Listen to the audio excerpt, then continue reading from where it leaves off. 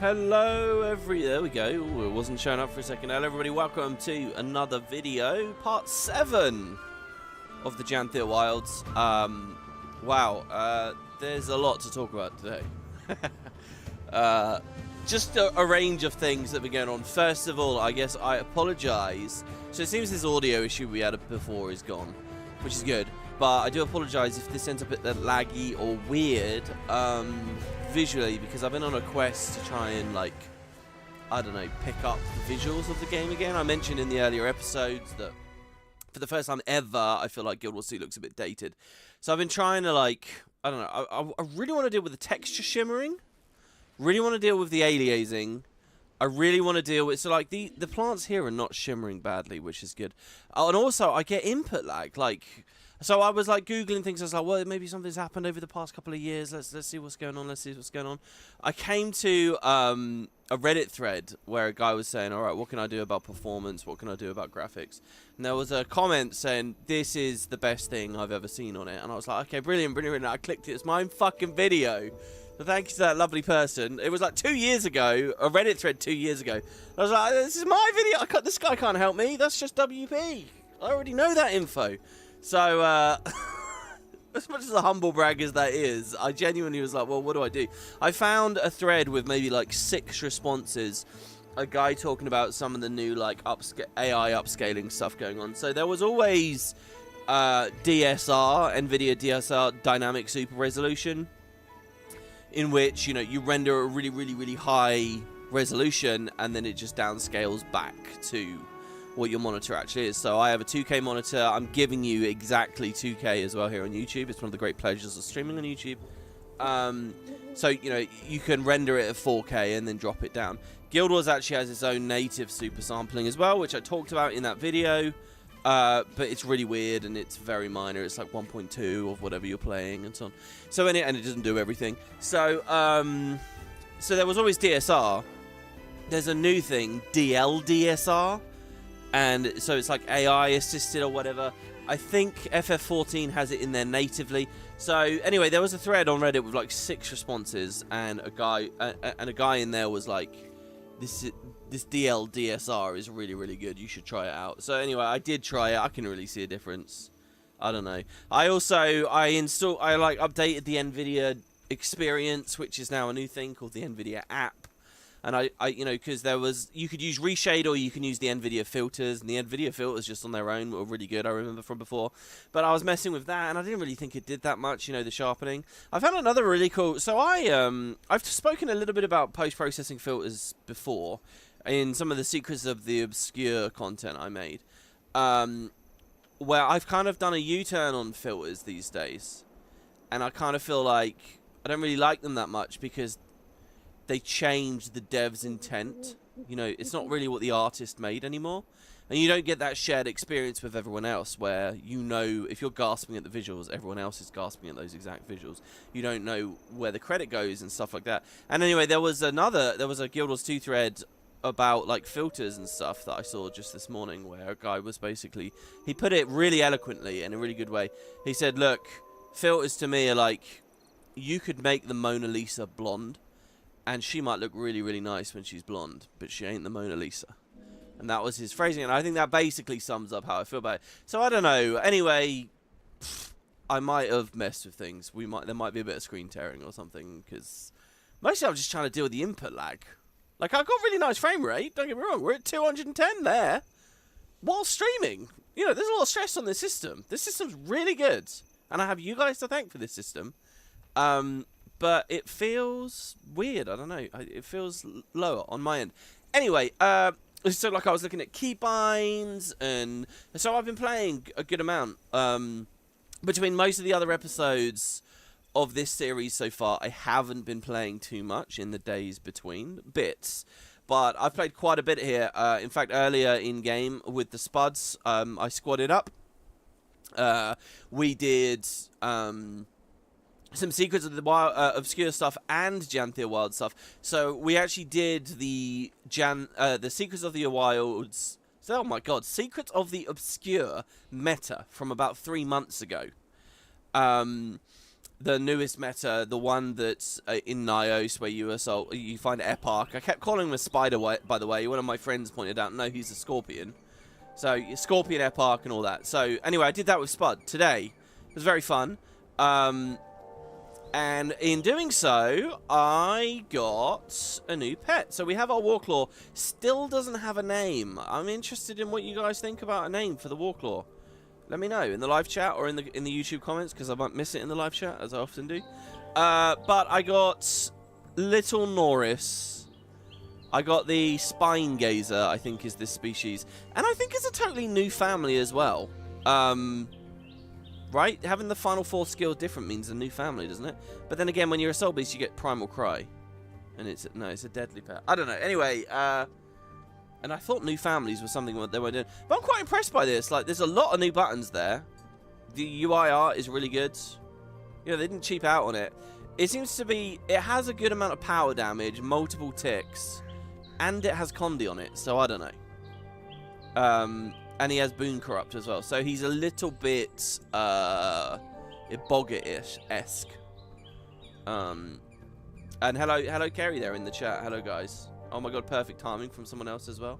Yeah, so anyway, so we got him, and I'll run around with him. He's replacing the random eagle I had before.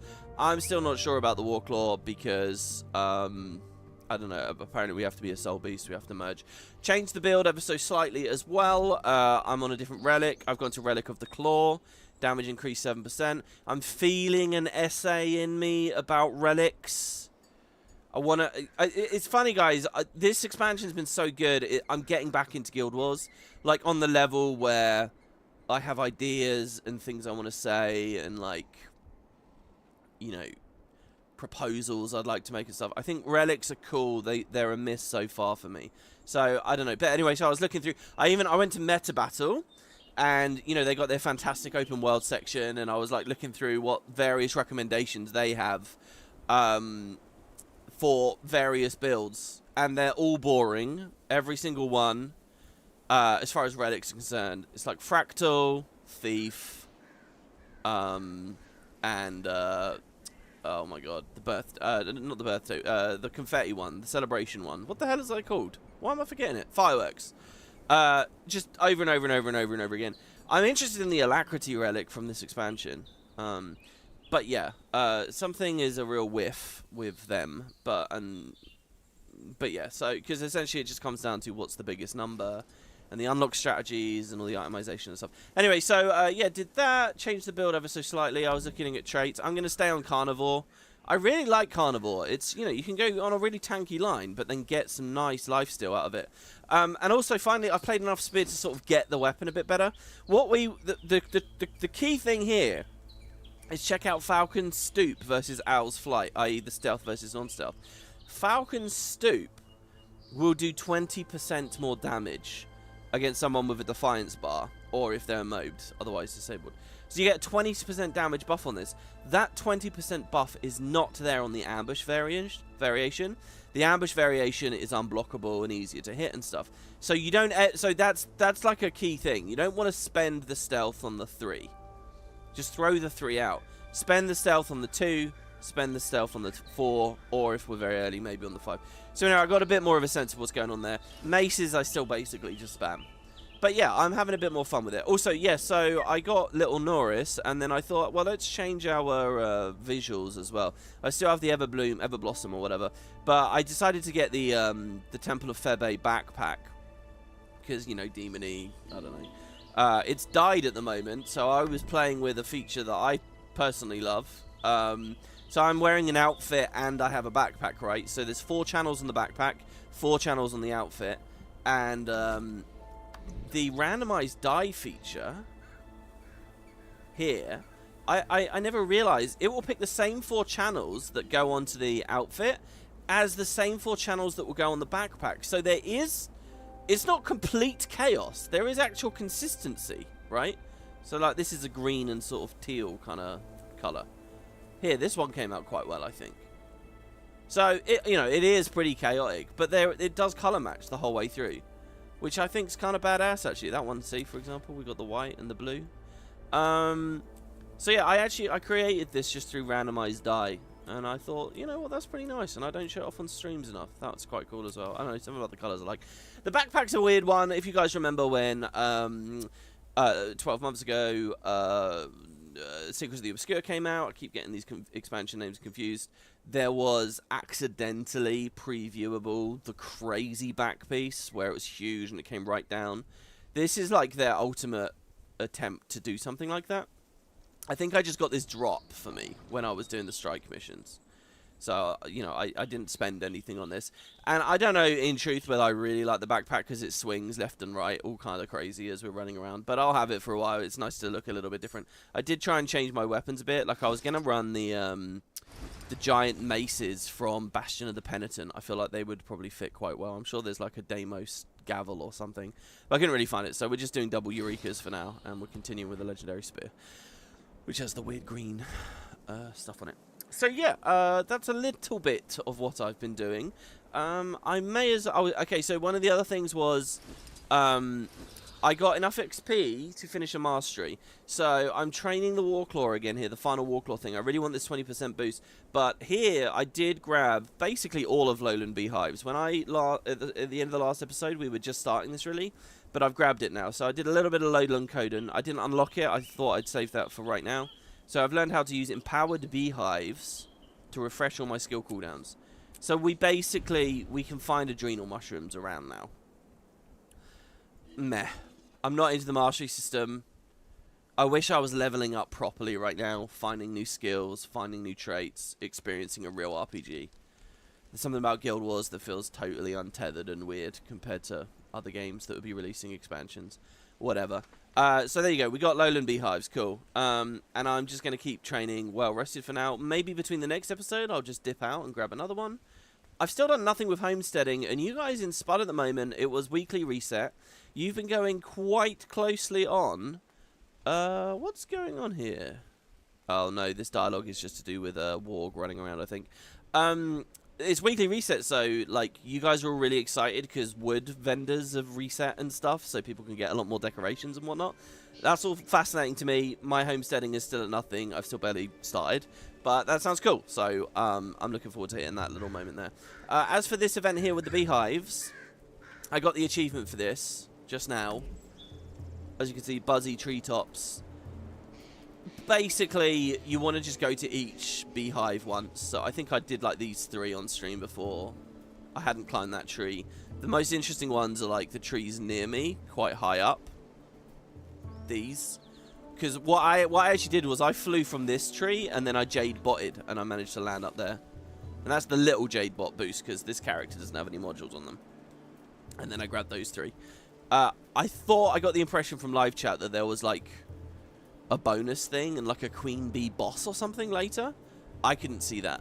I did notice that when this event procs though, it's like a race. So you can do like it as a race as it goes along. It's a really interesting event. One of the best events in the game actually, I think. A really interesting new sort of idea. And I just kind of ran around in this corner here doing events, which finally got me a bunch of tokens. So I have 23 Lowland Shore Renown tokens in the process of leveling that mastery, that all is. So I'm going to come back here and I'm gonna finish this heart, and finally on the new map I finished a heart as well, the heart required for the personal story. So we're gonna run on in and make big progress I think on the personal story quite soon here. But let's go to this guy and we need to buy the local writ of renown. We can buy 4 per day. So 1. Oh, that's not gonna fully finish it off then, is it? Oh, no, it did. There you go.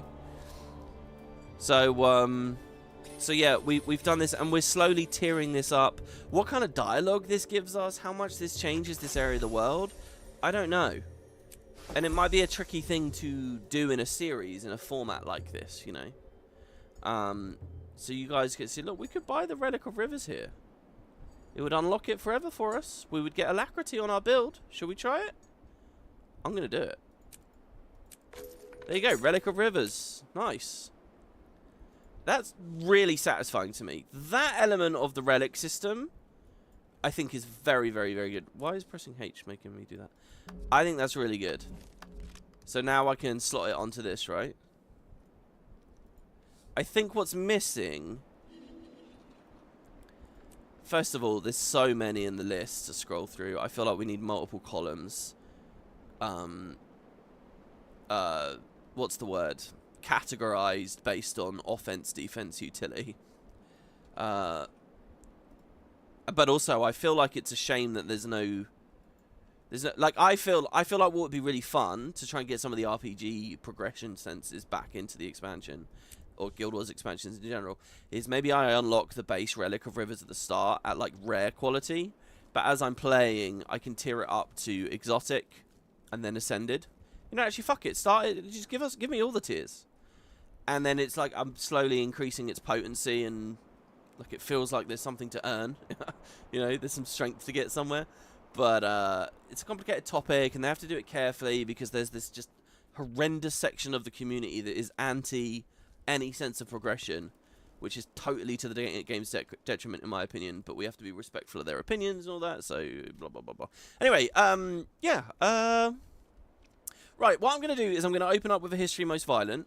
But, well, no, when we get into the story. But, do you remember how the last part, I grabbed a bunch of your comments from the comments section and bounced back about the lore with you guys?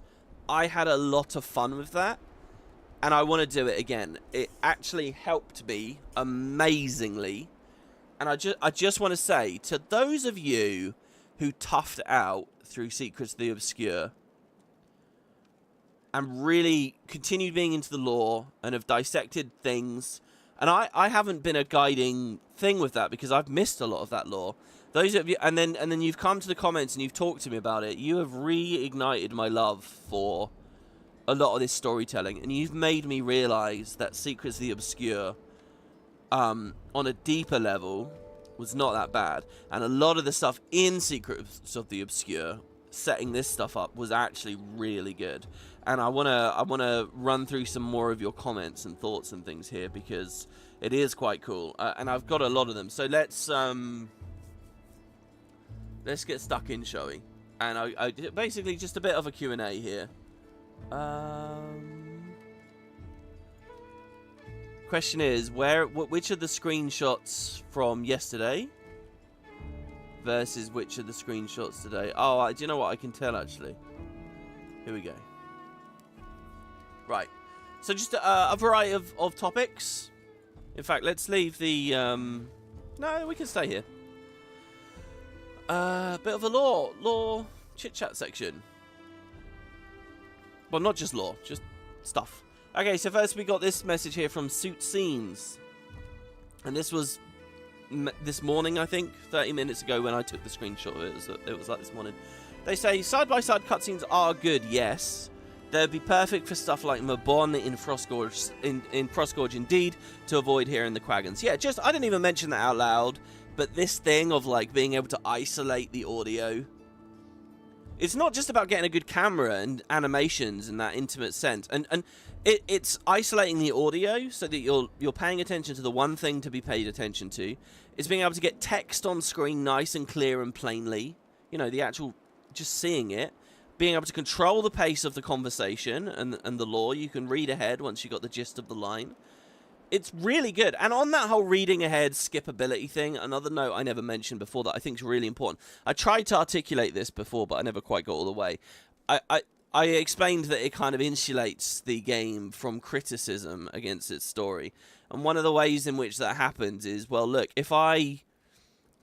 people will look at the Guild Wars 2 story right now and they say, oh, it's really bad. You're just pressing F. It's just a random fight. And then F. It's a random fight. Press F, press F, press F. I happen to know from 14 that it's even worse than that over there.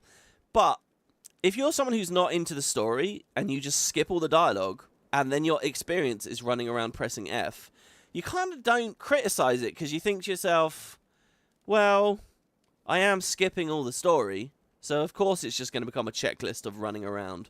You don't realize, you assume, because you're not giving it the full time of day, it's probably a lot better. And you can see around you that people are loving it. So you keep your mouth shut. With Guild Wars, there's none of that. People have to go at the really slow pace, and they see exactly what it is. And so, yeah, I think that insulation from criticism is really good, really powerful. And yeah, I do really think side-by-sides were good. It's awesome to hear someone in chat here saying side-by-sides are good as well, that you agree.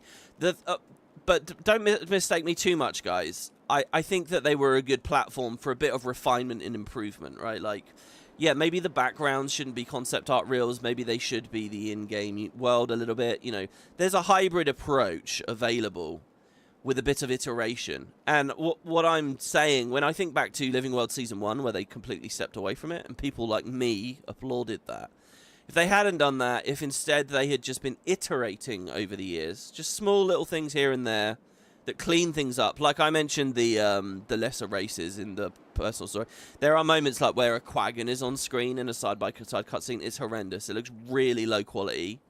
It's disastrous. You know, shit like that, it would be improved. I'm talking about just like the fundamentals of the system with maybe like 30% iteration and variance, but mostly it's there, I think. Anyway, that would be perfect for stuff like Mabon and Frostgorge to avoid the Quaggans. Quickly, Ice Brood! Quaggans must flee!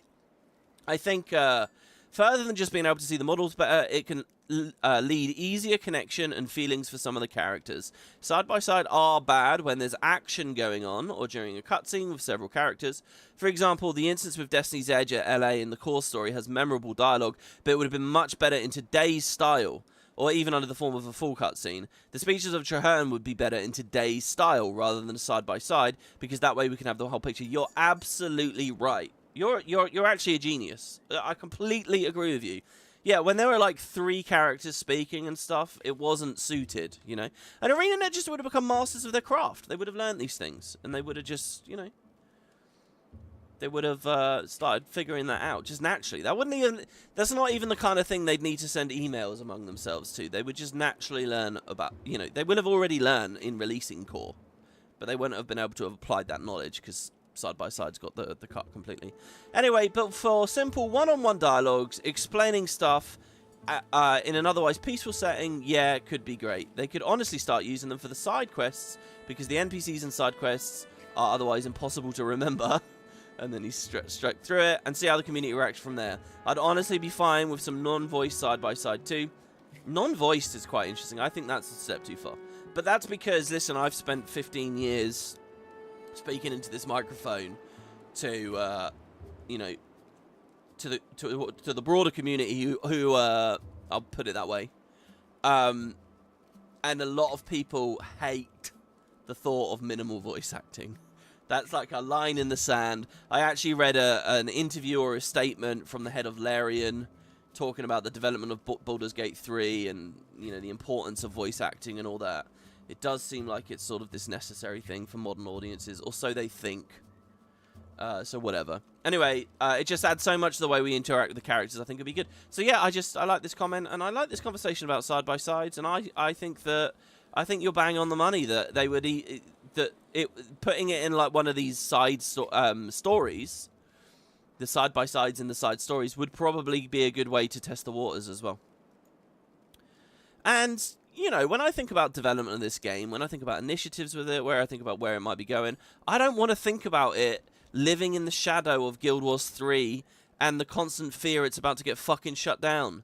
We lived through that fear for years and years and years and years, and now there's this NCSoft investor meeting thing, which is sort of brought about. I don't want to think about that. I want to think about it as there's an enthusiastic studio that will play around and try things, and has at least a bit of budget to do that. But yeah, and of course, this whole thing about side-by-sides is it's quick and cheap to make. It's a system. You know, obviously it would be amazing if they all had full-blown cutscenes and they were all cinematic and blah, blah, but we're being realists here, okay? They don't have the money for that. Yeah, I guess that's that topic. There's another huge thing, by the way, a video script that I wrote between these last 2 episodes that I need to talk to you guys about, but we'll get to that in a minute. Jordan Rye says, I'm really curious to see whether the Masat city Bava Nisos is going to have any similarities to Rata Sum, long known to be an anagram for Masat.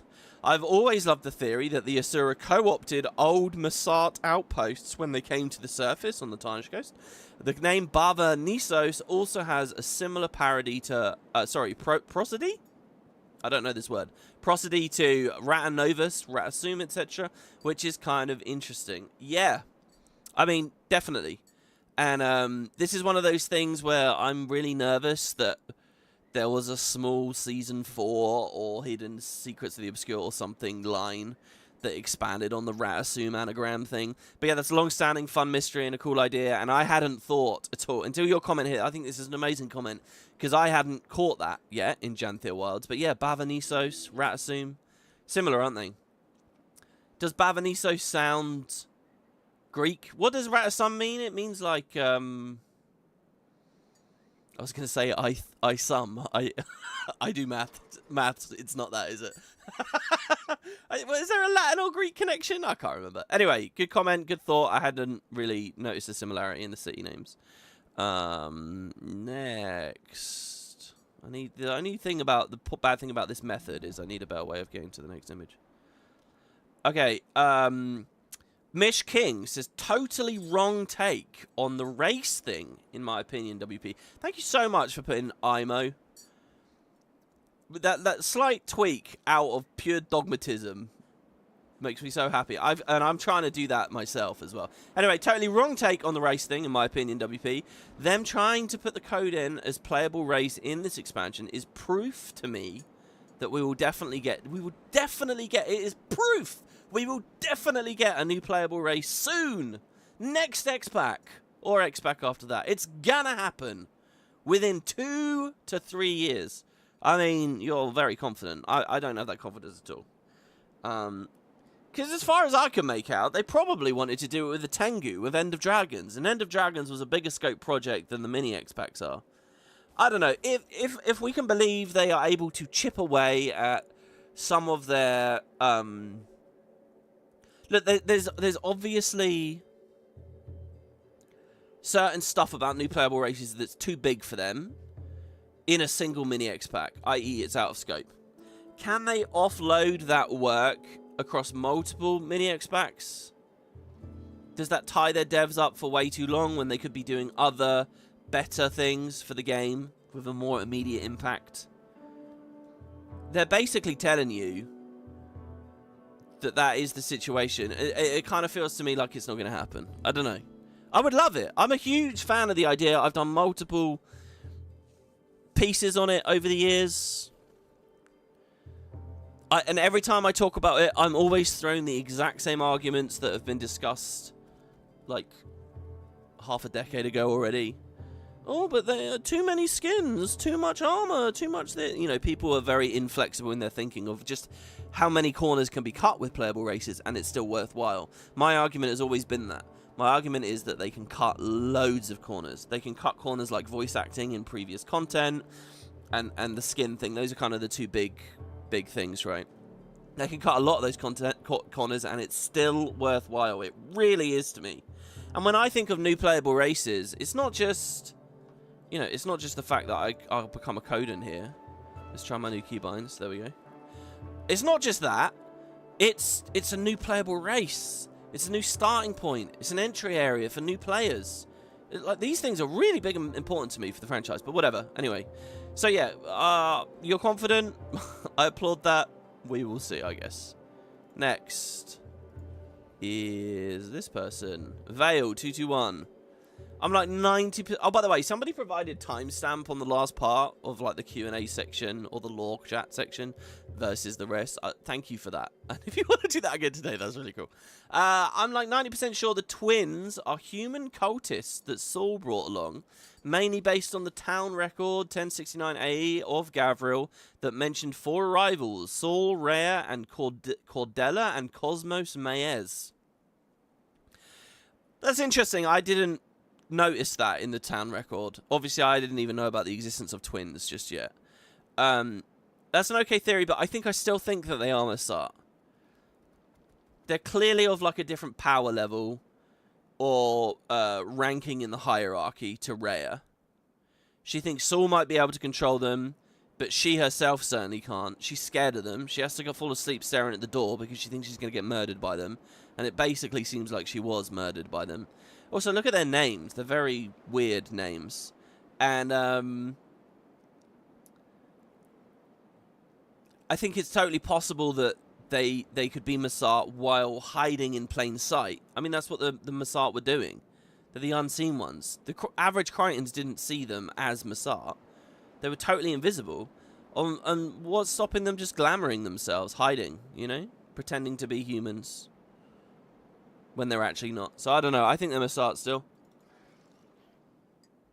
And the thought that the living world, for want of a better term, post patches for Secrets of the Obscure are going to deal with us in Bavanisos, with the remnants of Caudecus' guys under the thrall of these twins or something. I think it's really interesting. Okay, so this was a really good one as well. From Narek. The Bloodstone Fen explosion wasn't really controlled. That was an uncontrolled explosion, about to nuke everything, but Balthazar stopped it midway by absorbing the magic. If the Masart did blow up a Bloodstone here in Janthir, it was probably really controlled, all the way. Plus, the Season 3 Bloodstone was already unstable, as noted in one of the diaries written by prominent Mantle officers there. Because the Mantle experimented on it when they no longer have Masart knowledge to guide them, I recommend reading the diaries of Conspiracies of Dunces on the wiki for more Bloodstone info. This is a really cool comment as well. Okay, so in Season 3, in the Bloodstone Fen release, let's go in game. Like, who remembers that patch in super detail? This is the thing that this is an issue I have, stuff leaking out of my head. But there were lore pickups there. Like, I could tell you that. I know that there were lore pickups there. I know that I covered them all. I know that I read them all. I know that I liked them. But what exactly did they all detail? I couldn't just pluck that out of the top of my head. But that's what this comment is referring to. Now, I have to applaud the wiki page. If you guys look for this up, Conspiracy of Dunces, I think that quest name was like related. It's a reference to some IRL book or something. Anyway, if you check it out, the wiki page is amazing.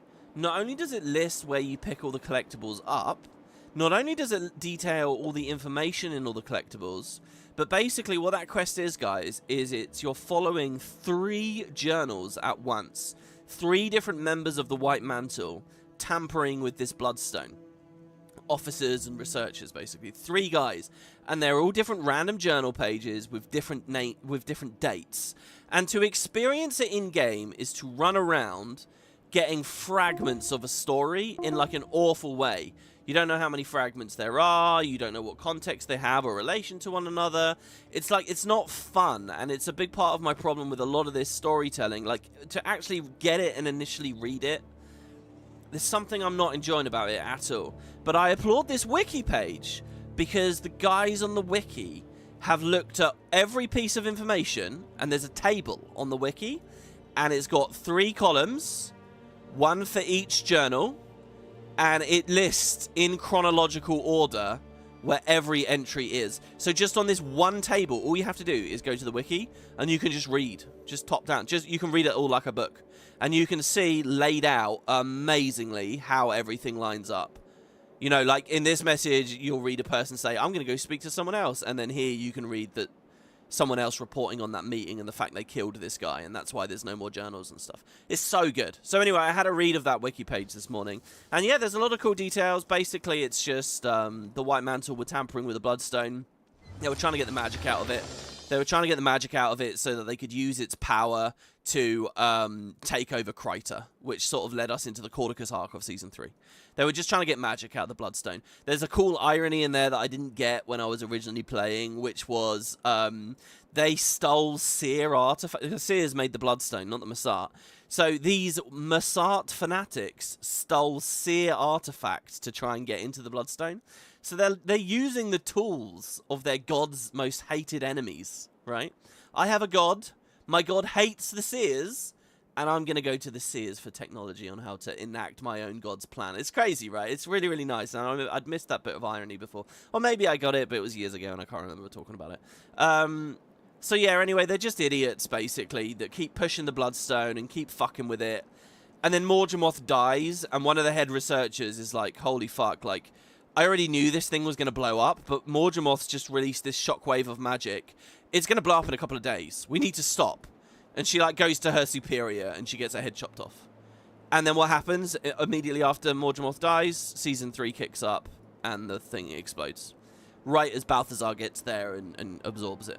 And yeah, here there is a detail that this Bloodstone explosion would have been big enough to wipe out Lion's Arch. And one of the White Mantle there is like, what is the point? If this thing blows up and destroys all of Kryta, what's the point? Like, we want to use this magic to control Kryta, not to kill everyone. So they're like, we've got to stop this. But they're idiots, basically. It was a nice way of ArenaNet to show how fanatical and foolish these guys are. So that's what that storyline was. And yeah, it's kind of fun to read about now that we're in Janthir Wilds, and Caudecus' activities with the White Mantle and what he had them doing and stuff are once again in the forefront. And again, this is what I meant just now when I complimented you guys with the YouTube comments and said, wow, you're getting me really into the lore again. It's messages like this. Like, holy shit. And yeah, I recommend any of you guys, if you're in it for the long haul with me here, pause this stream, go check out that wiki page.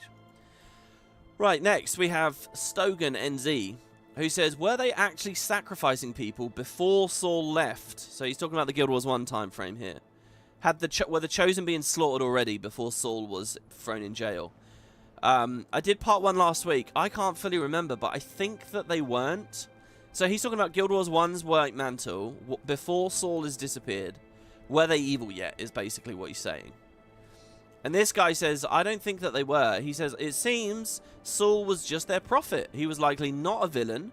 It also seems to me that this Golden City, by the way, must be real. Why else would they have been keeping him prisoner and not killed him?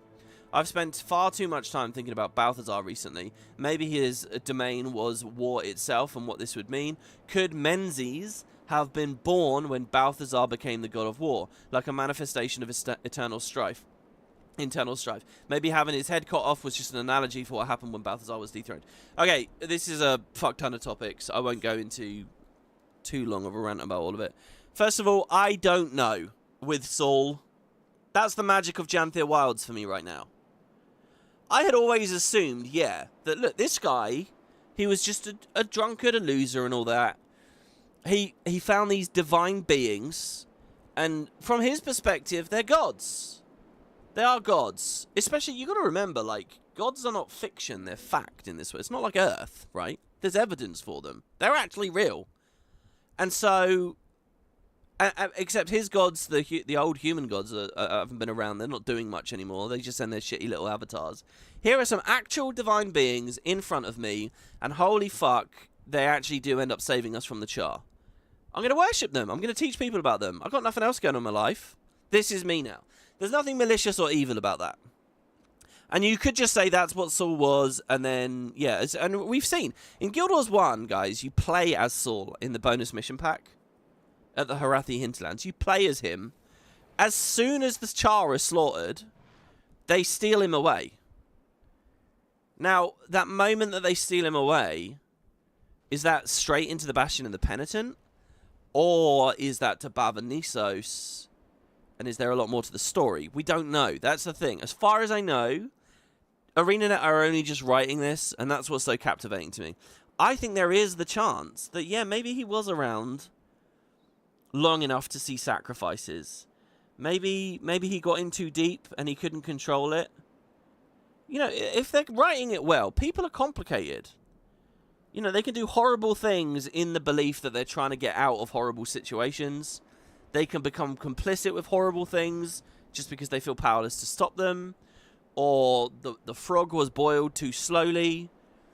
They can have nastiness buried within them that lashes out in weird ways. Do ArenaNet's writers, are they of the caliber? Is this story going to be able to do that stuff with Saul? I hope so, because that's why Saul and Churai are some of my favourite characters, because they're flawed. And they break, and they fail. And failure is great to see. And I don't know how much failure we've seen in the Guild Wars 2 era storytelling. Kralogan, thanks. So yeah, there you go. So, I don't know.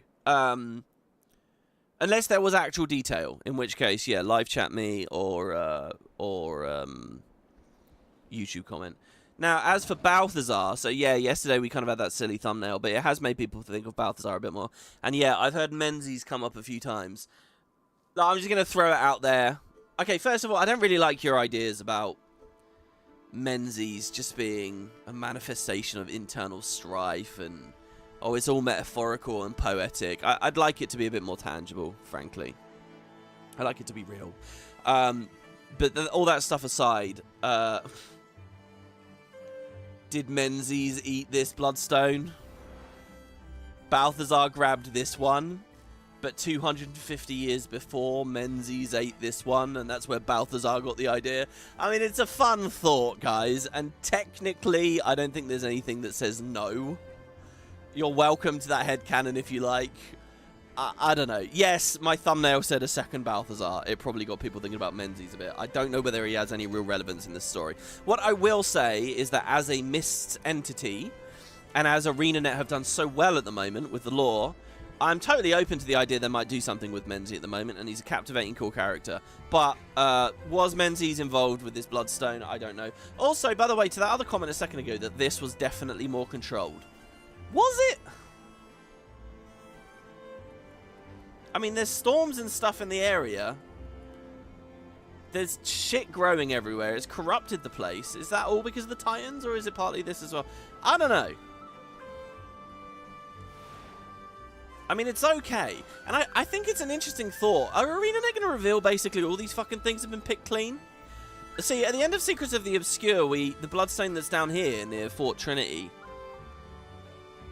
Isgarin says they moved it. You go to the door. I think Sidonia appears there or something, and Isgarin's like, this wasn't safe. We had built a place to protect it, but Livia got to it in Guild Wars 1 with the Asura. So, fuck this, we've moved it. That was basically what Secrets of the Obscure showed. So where did Isgarin move it to? It's not this, is it? Isgarin's very fascinating to me, by the way, because, again, in Secrets of the Obscure, there's a bit of dialogue, by the way, about how, from Mabon, you remember what I established in the last episode, that Mabon and Isgarin kind of started the whole court? And the court predated the Eparch stuff, so it clearly hadn't, and the World Spire construction, all this, and, Mabon says to you, last year, 12 months ago, when you were at the Horn of the Maguma, before he died, when he was here, Mabon said to you that the Bastions predated Isgarin. Half these fucking giant buildings and things that the Wizards Court is using, they predate Isgarin. So again, this was a cool thing. I forgot this detail, but ArenaNet really have set up a lot of history. I'm going to grab that waypoint. Oh, yeah, we have to download region, because I'm actually playing on a totally vanilla install of Guild Wars 2 right now. And the reason I'm doing that is because I was thinking my input lag might have been because of a slightly wonky Arc install or something. I don't know. So this is totally vanilla. Spoiler, Arc was not a problem. I'm also tempted to maybe put Blishard on, by the way. I've had quite a lot. So in chat, someone saying, I'm not convinced he's not a bad guy. We may have to kill him. I don't, look, this isn't Cowboys and Indians. I don't want to ever really think about Isgarin as just a bad guy. I called him infallible in one of the episodes of this, and some people said, oh, he probably is fallible. Yeah, everyone's fallible, right? He's obviously boring if he's infallible. But I do think he's very refreshing. And I would be very disappointed if ArenaNet are just building him up to just instantly take the guy out like some kind of tropey villain. I would be very disappointed in that. But that's not my reading of the story so far right now. But, you know, you have to be careful. I was writing a video script yesterday, and in it I was talking about Minister Lee. And I think ArenaNet really dropped the ball with Minister Lee, and I don't think they were very honest about him as a character. Minister Lee, much like Isgarin, actually in the opening stages of End of Dragons, felt really nuanced and grey and interesting. And I was like, wow, are they really going to show a bigot in a mature way? And in a nuanced way, and in a tricky way, and in a subtle way? Are they going to show where xenophobia really comes from? Are they going to show how people flock to xenophobes? Are they going to resolve it in an interesting way? And then it just becomes cartoonishly terrible as they rush through a conclusion, which feels awful in that story. When June as well, it's basically Minister Lee and June both start as very interesting characters, and then June gets a complete free pass, and Minister Lee gets just torn down, and it just felt like amateur hour. And it's really I feel very grim about End of Dragons and what happened there. And so, you know, is Garen end up with the Minister Lee treatment? I don't know. As far as I'm aware, by the way, for the deeper stuff about the vampires and shit, Minister Lee's still just in jail, right? And if I recall, my hopes for him in End of Dragons were that the vampires would get to him and assassinate him in jail. So that's what I still hope would happen there. Anyway, yeah, basically, Isgaren... Mabon says that these things were built even before Isgaren. Like, Isgaren didn't build this shit.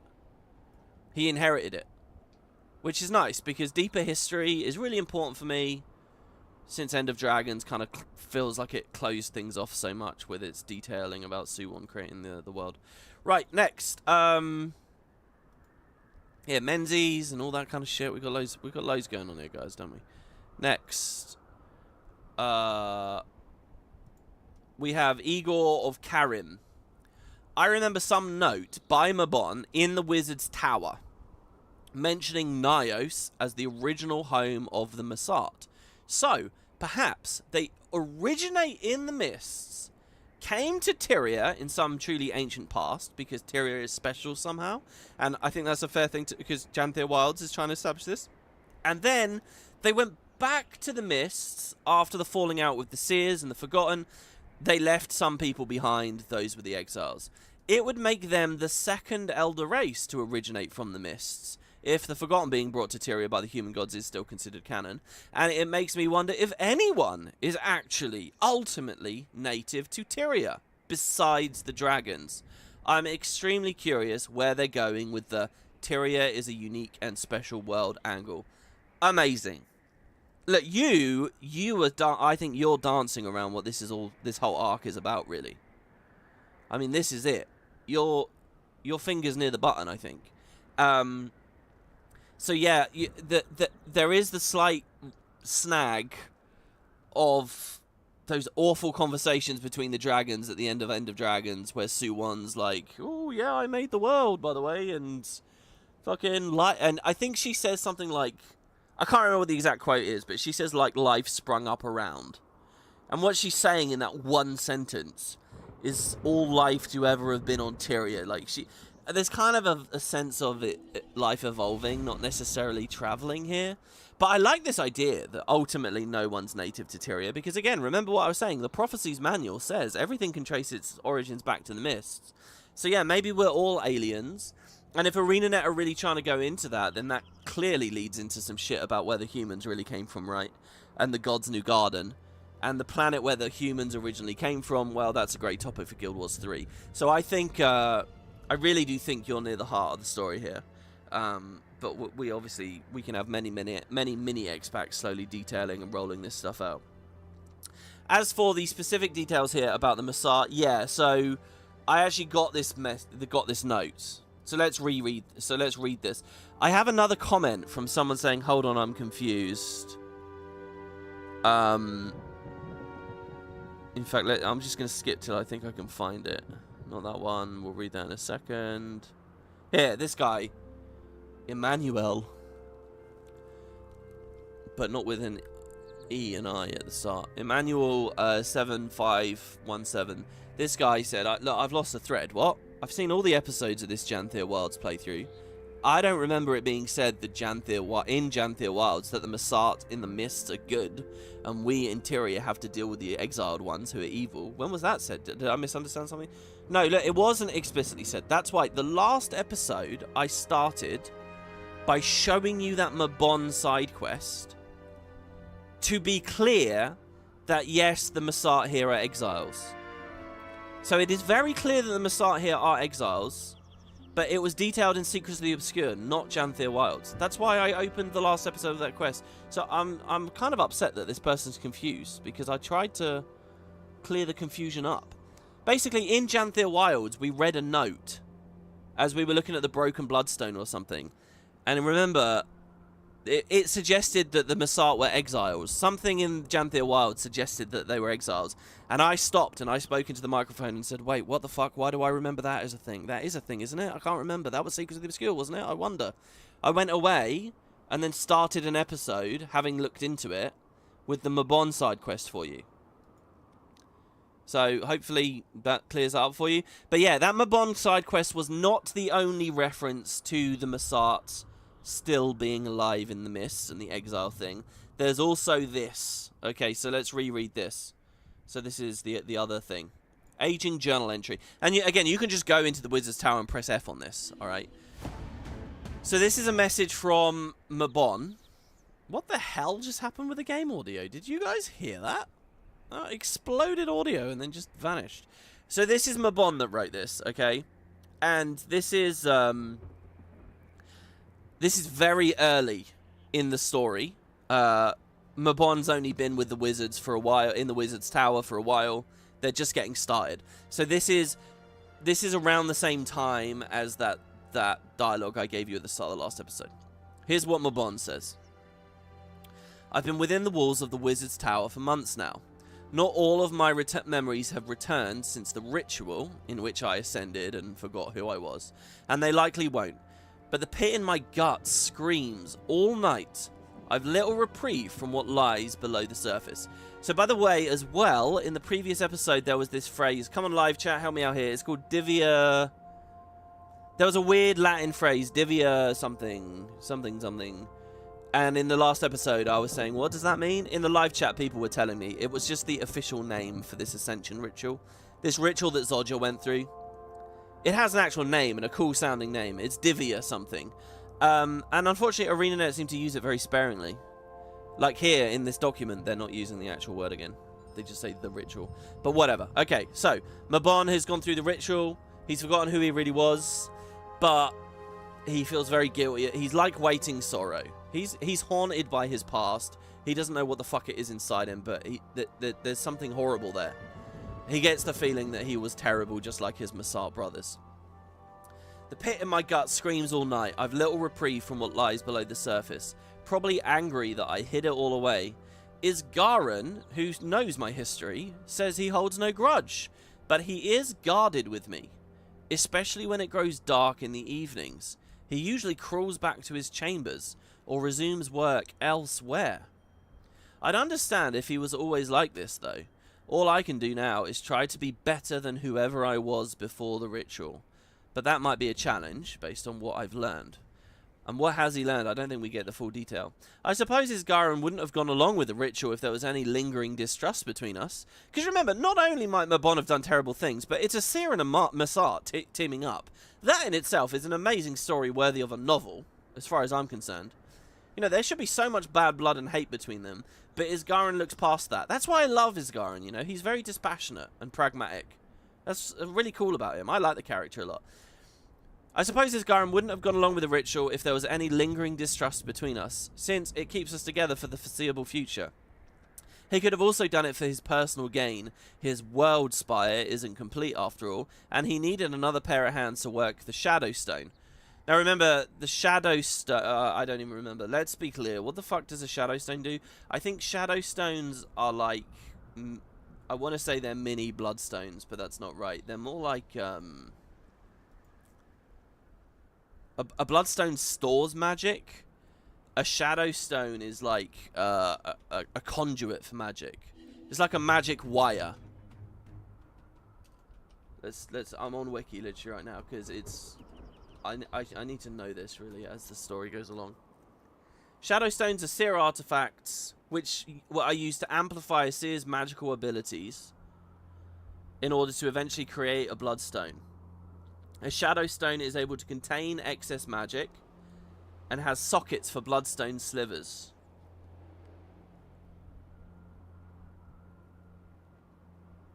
And then there was that side quest ages ago where you, the Pact Commander, can get one.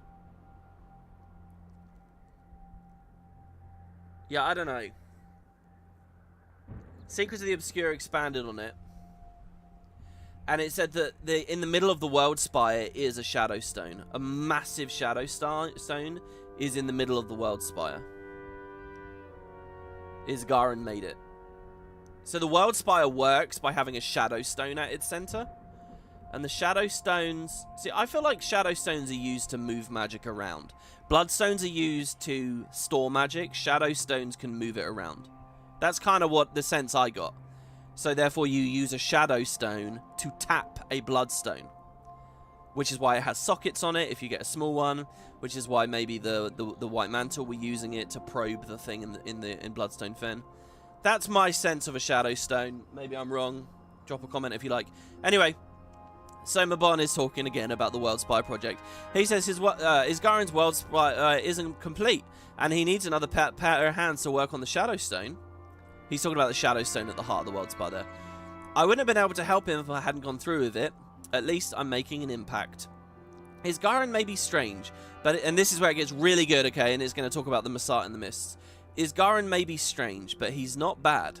Nervous, maybe, and a little naive. Now remember, this is Isgaren ages ago. So at the time, Isgaren may be strange, but he's not bad. Nervous, maybe, and a little naive, but not evil. He did spare me that day, even though the Masat gave him every reason to gut me before I could do the same to him. So I don't know what event he's alluding to there. He clearly has very specific memory of something before his ascension. So Mabon was offered up by his peers, maybe these twins, whoever, I don't know. Mercia the Smug, Optimus Caliph, some of these guys. They offered Masat up, and they said, you can gut him if you like. But Isgaren said, no, he's going to work with me, I guess. And he spared him. The Masat gave him every reason to gut me before I could gut him. My people are cruel. What glimpses remain since the Ascension, I don't remember much, but what glimpses I have of them are disquieting. Disgusting even. Torture, suffering, blood everywhere. What all did I do that I just can't see? All I've left of myself, of my past self, that doesn't make me want to crumble into the abyss, and this is the romance thing that I talked about, is her voice. I don't know who she is, but it might be the only flicker of anything that proves I'm not inherently malevolent. And he's got this quote in his mind. Okay, so Masat can feel love. They're not totally evil. And he's got this quote in his mind. He doesn't know what it's connected to, but he says, but it is, they are out there in the realm of dreams. Our home, our actual home. I see them sometimes when I slumber.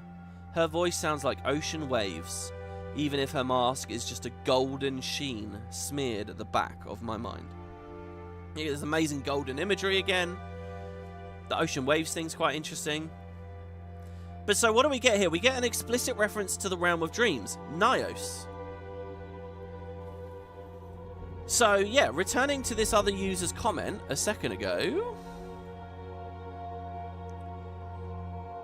Igor was talking about this note. He says, I remember some note by Mabon in the Wizard's Tower mentioning Nyos as the original home of the Masat, specifically the realm of dreams. So perhaps they originate in the Mists, in Nyos, came to Tyria, then went back to the Mists after the falling out of the Seers, leaving some exiles behind. Now that all tracks to me, that all makes sense. What's really awkward and weird about this is this lore message came from launch Secrets of the Obscure, right? This was base Secrets of the Obscure. And then the post patches took us to Nyos. And did we get a fascinating place filled with Masat ruins or even living Masat? No, we just got this empty wasteland filled with fucking demons. And my instinct over the past 9 months, being very disinterested in Guild Wars, my instinct was to think it just wasn't plotted out properly, or they didn't have time, or I don't know. But I'm now seeing the quality of the writing is good. There really is a plan here, so I'll take it more seriously than that.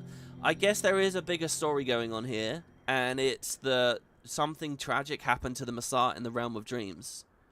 I suppose it's possible they went Nyos, Tyria, Nyos, and then something crazy happened in Nyos that led to them all. Because here's the thing, why were they cohabiting that world with demons? Why are they all living together there? Did the Masat create the Cryptis? Did the Cryptis create the Masat? There was just so little in those patches, in that Living World season, let's call it, right, that really dived into it. And I've been looking closer now, and there really wasn't that much there, just small mentions. The cliffhanger with the Eye of Janthir. So what the fuck is going on? There's also, I'll point out, the possibility that there are still Masat there in Nyos. We just don't see them. Because they can hide themselves, and we're not all ascended. So, they're there. I don't know. It's very weird. I don't know. It's such a strange wriggle in the story. I wish that... And look at the broader context of what ArenaNet are doing here. This is about how Tyria is a pocket in the mists, and then Nyos is a pocket in the mists, and where the gods originally came from is a pocket in the mists, and where the humans originally came from is a pocket in the mists, where there's a foundry of failed creation creating titans at the moment. There's all these different mist realities, loads of them. That's the story. There's loads of mist realities. And yet, for some reason, ArenaNet doubled up on Nyos and said, by the way, the Masat are here and the demons are here, but you're not going to see any Masat, and we're not really going to talk about it. It's just weird. It's really weird. Like, why double up in the first place? So, I don't know. And again, my instinct was to think, ugh, like, not dig in. But I will dig. I assume they've got a good answer. Because a lot of other shit's lining up, right? So let's take it seriously. Alright, there you go. So that's all of that. Now, this comment here. From Navit. Not to worry, WP. Okay, so this is just about Alessia, the Bog Queen.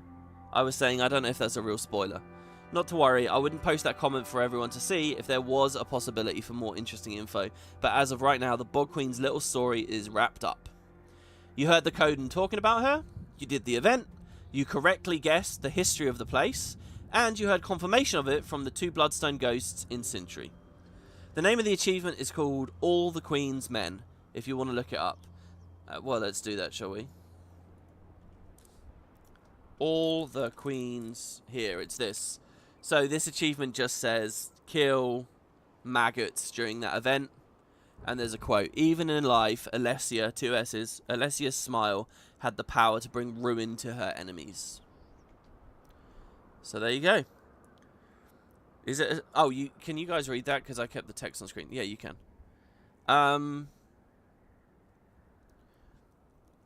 There's possibly one more vague tidbit on her operations. In the Harmire, back at the Lowland Shore, you can find a letter. It's displayed as a curious artifact, which was addressed to her. I also think it's a bit weird to put this information in the achievement. Like, is this information on the Commander knows? How? Is this player only? Yeah, exactly. This is one of those weird things where it's clunky. And look, as good as some of this stuff is, there is clunkiness. I don't like how the side quest stuff is really going. I want better UI. I want uniform systems. I want them to figure out as well this thing where, like, they're introducing the Titans in the story, but I've already been seeing them in dynamic events and stuff. Anyway, my best guess is that the devs put a name on her just so that people wouldn't hype themselves up thinking she was someone more important. Yeah, and then they picked a name that's almost identical to a Guild Wars 1 henchman. Yeah, by the way, Alessia is... Her grave is in the Granite Citadel. I don't know, did I say this already in the previous part? The henchman is she only has 1 S, and she's dead in the Granite Citadel, so it's not the same character. This is just a lady with a similar name, I guess. So there you go. Oh my god, that screenshot is not even about lore. So I'm going to skip it. This one. Okay, now let's talk about Epoch. This is the last thing here.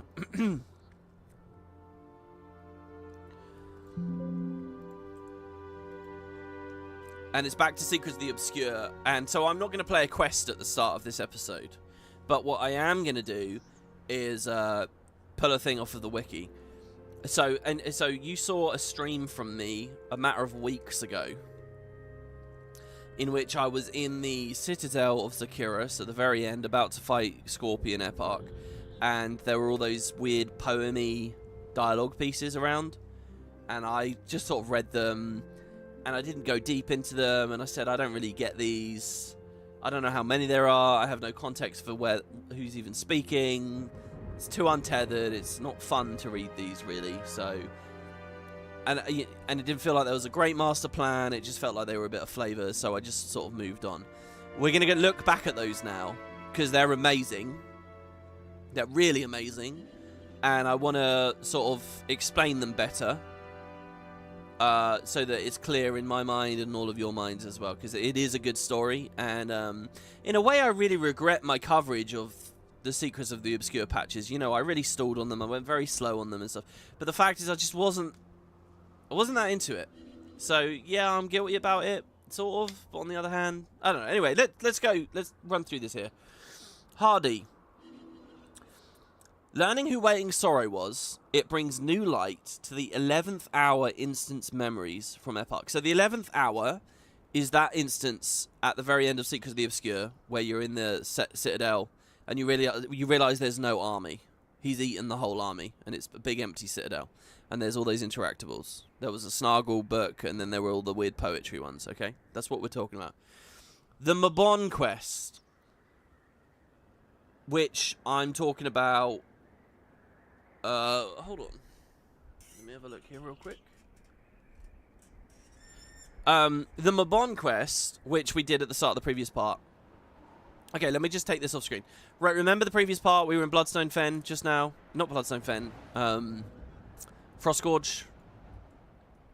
We were in Frostgorge, and Mabon was standing here, and he was talking, and then we went to Kryta at the Ascalon settlement, and they were talking, and Isgarin and Mabon talked a bit about Epoch, remember? He talked about a bunch of death, and Isgarin went on and on about how evil Epoch was, and things from the demon realm are terrible, and will always be terrible. You remember that? Okay? Let's all have that in our mind as we go into this, okay? So now let's read this person's comment. The Mabon quest has Isgarin say how much of a monster Epoch was, and always is. But the Cryptist memories, those poetry things in the Citadel, they implied Epoch was begging Isgarin to feed, and Isgarin was refusing him that possibility. He cites Waiting Sorrow and Ascension, saying that there'll be equilibrium. That she, Waiting Sorrow, was going insane because of the voice of Coda, whatever that being is, but that her Ascension, the memory loss thing, stopped it. So this is all amazing stuff, especially because it's about Waiting Sorrow. I'll give you guys the document in a second. But just to finish this comment up, we also learned that somehow Epoch had some colleagues ended up in the Maguma and were attacked by Morgemoth. And you guys will probably remember this bit, because this bit as much I got. And they weren't plucked but found nearby with Isgarin, and everyone else died. What's interesting is Isgarin found Epoch in the Maguma jungle, alone and scared. Isgarin was told by Epoch about his problems, about his hunger. But in the end, Isgarin's act tells Mabon that Epoch was just a demon and is always a demon. I don't think it's portraying Isgarin as an idiot or a liar, but maybe he's a bit of a xenophobe. He thinks everyone not from Tyria is an infection that needs to be culled, that the mist is far more complex than the past game lore implied, and Isgarin is naively looking at it as black and white. I don't know. It's just interesting knowing more about Waiting Sorrow and looking back at the deep lore was there the whole time. It was just maybe presented a bit poorly. Also, since looking back, we know that the lore in Secrets of the Obscure isn't just random shit. It was there for a reason. You're so right. We must assume that all the lore, the Foundry of Failed Creations included, of this Janthir stuff, is there for a reason. I think whoever is doing the lore in these expansions clearly has a vision or a plan with all of it. I think you're right. That's how I feel about it as well now, actually. I really do. I think, looking back, the Secrets of the Obscure lore was better than I was giving it credit for, and it's leading in, not just like in vague ways. It's not just like scattershot throwing a bone to the lore nerds. There's a proper... They're really writing something here. So look, let's look at... Let's make this clear for everyone. What is he talking about? Let's look at the Epoch messages. So, when you are in the Citadel of Zakiros, there are some interactables, okay? Now, when I first got them, I didn't know how many there were. I didn't know what they were. It was in the middle of a bunch of other stuff. I don't think these are actually that fun to find and read in the moment. It's much better later when you know, like, the full context of the thing. And you can actually do a bit of meaningful speculation. So welcome to later. This is what we can do now. There are 3 notes. All of them are Epoch's memories. It's not other demons. It's not vague ideas. They're not third party. This is Epoch. We're in the mind of a demon in these messages, okay? And I sort of skimmed through these and thought, okay, vague ideas, vague notions. These aren't vague notions. They're very concrete things that ArenaNet wrote. So let's go through them. First was Eparch's Fury. And again, as we read this, remember, all the shit Isgaran talked about Eparch. Isgaran alluded to slaughter. And he said to Mabon, when all was said and done, he said, Eparch's terrible. I booted him back to his bog. All things from the mists are awful. And he was like, and I think he'll try to come back. And Mabon was like, well, maybe Naos isn't that bad. Isn't that where my people live? And Isgaran's like, you didn't see the look on his face. Okay, that, right? But now let's see what Eparch thinks of all of this. What's Eparch's recollection of his time on Tyria? Because that's what we get here. Brushing up against the essence, an old memory swells through your mind. Anticipation, impatience, a sudden waft from opening doors. Founders enter, an empty table. So this is some kind of a meeting among demons within the realm of dreams. And this is fascinating for all its own reasons, by the way. So Nephis, House Nephis, we're hopefully familiar with. General Nephis, an actual character we meet, right? Major player in Paether's Uprising, right? Nephis. So Eparch thinks of him as steely, as formal, as still on. By the way, in my Let's Play, I missed one of these messages. You didn't even get it, so... Anyway, so Nephis, these guys... There's a character called Mossin, a demon Mossin, once upon a time. And Eparch thought of Mossin, noticed Mossin was hovering, was jovial. She had charisma. She was enviable. So who is Mossin? So a lot of you guys are probably thinking, like, what the fuck? I don't remember a Mossin. Mossin is referenced, I think, at the end of the first meta.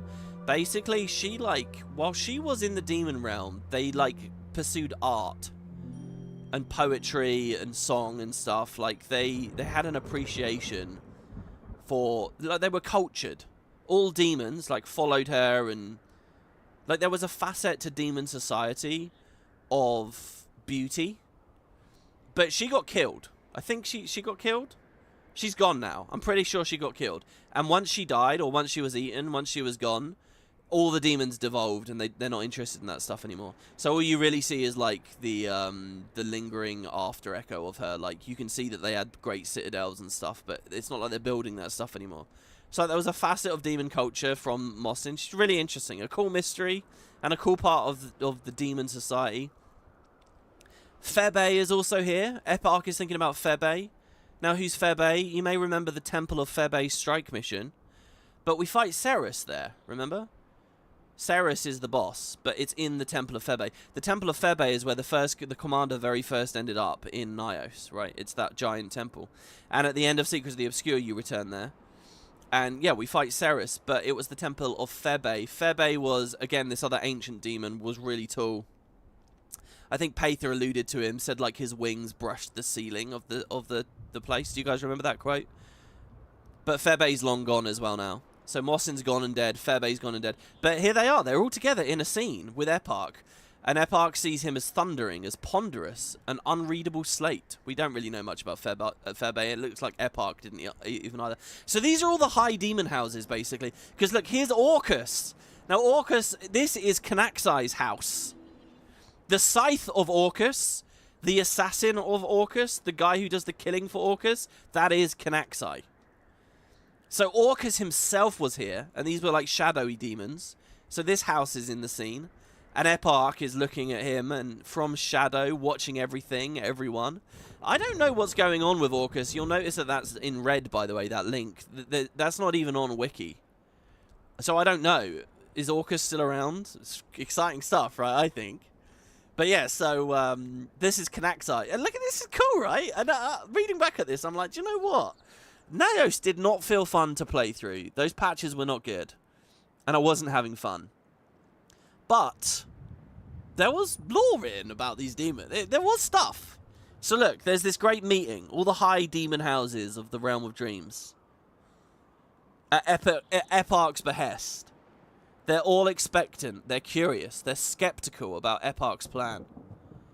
And Eparch says they all lack vision. I provide the vision. And then he says, Isgaran's candor, matching and mirroring. So what? Isgaran is at the scene? Is Garen at this demon meeting?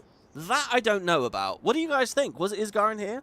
Or is Eparch just thinking about Isgaren? So they've already met at this point. I don't know. But then Eparch's thinking about Isgaren and he says, matching me? No, he's eclipsing me.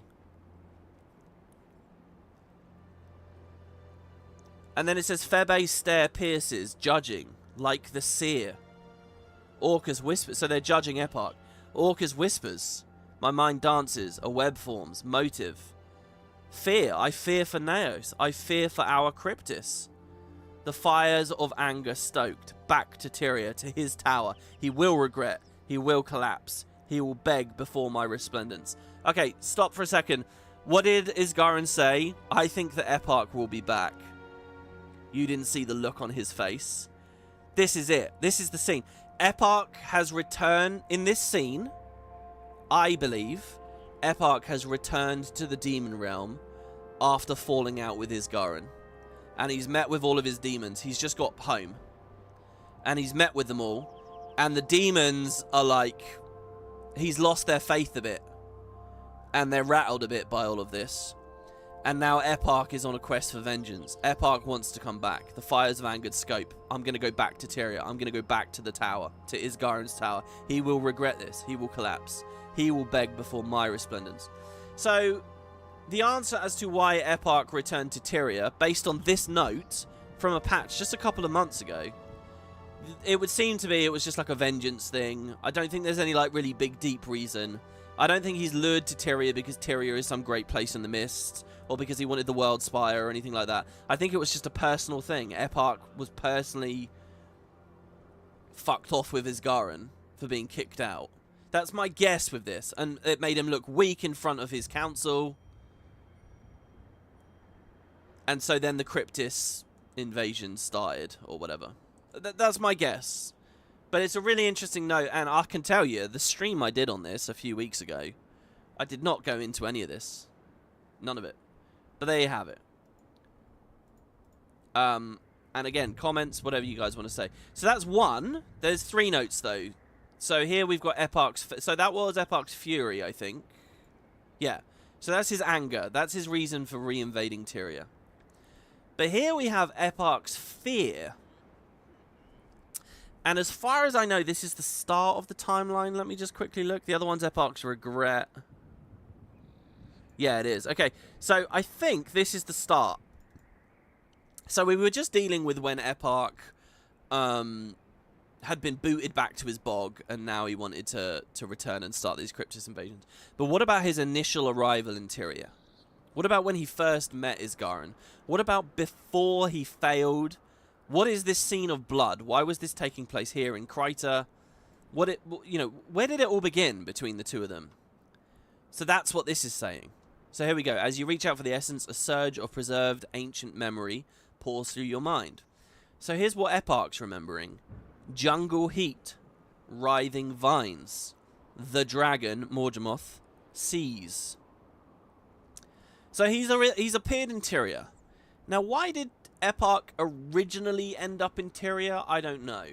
How did he get to the Maguma jungle? Why is he in the Maguma jungle? What was wrong with his own realm? As far as I know, none of this is explained. It might have something to do with the Masat in the Realm of Dreams. I don't know. Stories for a later day. Stories maybe that are getting told in the Janthir Wilds already. I don't know. Anyway, Tyria. So here's Eparch's take on Tyria initially. Vibrant, lush, and humid. Cacophony. He's in a jungle. There's a lot going on. Bounding creatures. Croaking ceases. And I feed. So he's a demon. He has to consume. That is his nature, to consume. And so he eats. And he's alright. And he goes to sleep. Sleep. Dreams. Something's watching me in my dreams. Something enters my dreams. I wake up. My brother screams. So it appears Eparch is not alone when he arrived in the Maguma jungle. He had, like, an entourage with him. A brother, he says. An actual fucking brother. Eparch had a full-on brother, maybe. Right? Like the family trees and houses. It kind of makes sense, I guess. And his brother's screaming. Getting dragged away by vines. And he's gone. So, what is this telling us, guys? Eparch's first arrival on Tyria was in the Maguma jungle 10,000 years ago, during the previous Elder Dragon Rising. Morgemoth is active. And Morgemoth is eating shit in the jungle. And these demons popped into the jungle. And Morgemoth attacked them straight away. Now let's just freeze for a second. What was the whole thing about the Elder Dragons? They regulated magic and they protected Tyria from extraplanar threats. That's what you're looking at here. Now, did Suwon plan all of this and all that shit? I don't know. I hope ArenaNet get into more details on this stuff. But you're looking at it. Eparch just sort of probed Tyria, and the dragons immediately were on that shit and started eating the demons. So, Eparch's brother's dead. Morgemoth ate him. Now, let's pause for a second here as well. These are entities that are dreaming. They're from the realm of dreams. One of them just got eaten by an elder dragon. Morgemoth ultimately has this psychic connection among all of its minions. Morgemoth ultimately made the Pale Tree and the Sylvari, who have a dream of dreams. Do you see where I'm going here? I seriously wonder if ArenaNet are suggesting there that there's Cryptis magic within the Sylvari. Morgemoth fed on a Cryptis. Potentially a big, badass, powerful Cryptis. 10,000 years ago, Morgemoth fed on a Cryptis, shat out some seeds, and those seeds had that magic in them. That's why there's a Dream of Dreams. That's why the Sylvari have the Dream of Dreams. And that's why it might be somewhat separate or whatever. And this dream thing is, you know, we went into Morgemoth's mindscape to kill him and stuff. Maybe it's all because he ate a Cryptis. And it was eventually used against him. I feel like that's what ArenaNet are saying. I really do. And that's an amazing lore bomb, and that's a cool expansion, isn't it? And by the way, about 4 or 5 days ago, I had a comment from one of you guys about some of this stuff, and I think you're on the money. That's my thoughts there anyway. So the brother's dead, Morgemoth's eating him. And can I just say again, the unification of the lore here is really cool. All this, like, new stuff, but they're still tying it into the dragons in a satisfying way. Anyway, so I'm following. I guess he's trying to find his brother. And look, there's empathy here. He's defending his brother. The demons are hungry and consuming, but they're not evil. They're not truly, totally terrible. So he's looking for him. I'm following. We go to a dark place. A wicked tree. My brother suspended, absorbed. Now I got that was probably a blighting tree.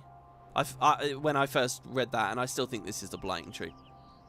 This might also explain why when you look at like Diarmid and Axemaster Howrath and all that they feel so demony and cryptic-y. It might explain a bit of a connection there. Anyway, a voice dominating. It is the jungle. I resist. I flee. Fear, fear, fear. Remember, the cryptists don't really feel fear much. Pather was surprised to feel fear in the Wizard's Tower. Isgarin has some relic there that meant she felt fear. Does that mean it's Elder Dragon related? Do the Elder Dragons terrify extraplanar invaders? And Isgarin still got something related to them? An orb, maybe? Let's not forget about the whole Pyrite Peninsula. I don't know. Anyway, he's terrified. He's running. It knows. It sees through my dreams. Days, nights, I scurry, I flee. I have to kill to survive. He's not evil. He's hungry, he's killing to survive. The vines are following me. They're threatening oblivion. Oh, ArenaNet. Janet, you used the word oblivion again, didn't you? You used the word oblivion in association with Morgemoth. I see what you're doing there. I love that shit. Weak, pathetic. I don't feel fear, but I do. I do. Until him. I found Isgarin. I collapse. His resplendence. Isgarin. What a fucking hero Isgarin looks like there. By the way, that word resplendence. And let's look later on in the timeline, after he's been kicked out and he's angry. What's the last line? He will beg before my resplendence. See, it's personal. Eparch is personally really upset that his savior, Isgarin, ends up kicking him out. So what do we see from Eparch here? What do we see, honestly? Do we see an evil, manipulative, terrible thing? No, we see a creature that has to feed to survive and that was being hunted. And I guess that's what Isgarin initially sees as well. He sees Eparch in this state in the Maguma jungle, And he says, okay, look, maybe you can be redeemed. You can join my court. Let's see what we've got. Maybe it's weird because if the whole society is about stopping extra planar stuff already, it's a crazy move for Isgarin to invite Eparch in. But you know, I think Isgarin's open to ideas, and I think he's curious, a bit naive at this point in the timeline, maybe. But you can't fault someone for that. Like, I get Isgarin being like, maybe he can be redeemed. He did the same for Mabon. Mabon was terrible. Mabon did fucked up stuff. But he put Mabon through the ritual, and things were okay. So look, I've just found a demon. Maybe the same thing's okay. I want to believe in redemption. Let's do it. So Isgarin invites him into the court. So how do they fall out? The final thing, Eparch's regret. So here's their falling out. You poke at the essence, and visions overtake your sight. Belonging. So he's happy. He's in the wizard's tower. He belongs. He's found a home among these people in Tyria. Hunger. Oh dear. But I'm still hungry. I still need to consume. Rejection. These people don't like that I'm always hungry. These people don't like that I need to consume. I'm a demon. It's in my nature. The seer's home. The tower. Rest. Breathe. Peace. I'm peaceful here. I'm happy. He teaches. Isgarin is imparting all of his knowledge to Eparch. I learn. Tyria is so vast. Tyria sounds like a more complicated, more interesting place than the realm from which he came. Tyria is special for some reason. And I'm learning all this stuff, and Isgarin's teaching me all this stuff. But I'm hungry. I'm always hungry. I'm worried. I'm worried about the fact that I'm always hungry. I explain to Isgarin, I'm fucking hungry, bro. I've explained this about me. And what does Isgarin do? Dismissal. He just calls me unbalanced. He talks about ascension and waiting sorrow and equilibrium. So, what's happening here, I think, is Eparch says to Isgarin, I'm hungry. Isgarin says, don't worry about it, mate. I will ascend you and you'll be fine. Ascending you will change your nature and it will be fine. And I know this because, look, I've got this other person. They're called Waiting Sorrow. They're a Coden and they were going nuts. And I ascended her and then she reached balance afterwards and she was fine. So don't worry, Eparch. I'll ascend you, and just like Waiting Sorrow, you will reach equilibrium and it will be okay. So Eparch's like a kid in this story, and he's like, okay, fine, I guess. And he says, I gotta feed, I'm hungry. So here's what I think happens. I think Eparch underwent the ritual, but it didn't really work. It didn't fully solve the problem. Isgarin was wrong. Isgarin fucked up a bit here. It didn't work. And look, we know that the ritual is not infallible. We know it's not infallible because Waiting Sorrow's own journals, she's constantly talking about how fucked up she is. And she's got this stuff in her head, and she ran away. In the Janthir wilds, she has ran away. And that's probably why it sticks in Isgarin's craw. Because he was thinking for ages, my ascension ritual's really good, and it fixed you. You had this weird issue with Coda. Whatever that is, that's a different story, right? Whatever her problem is, we all think it's fine, but ultimately it wasn't fine. Mabon as well. Mabon died last year, but Mabon was also still plagued by his wife. The ascension ritual is not perfect. And of course that brings us to our friend Zodja. Do ArenaNet have plans for Zodja?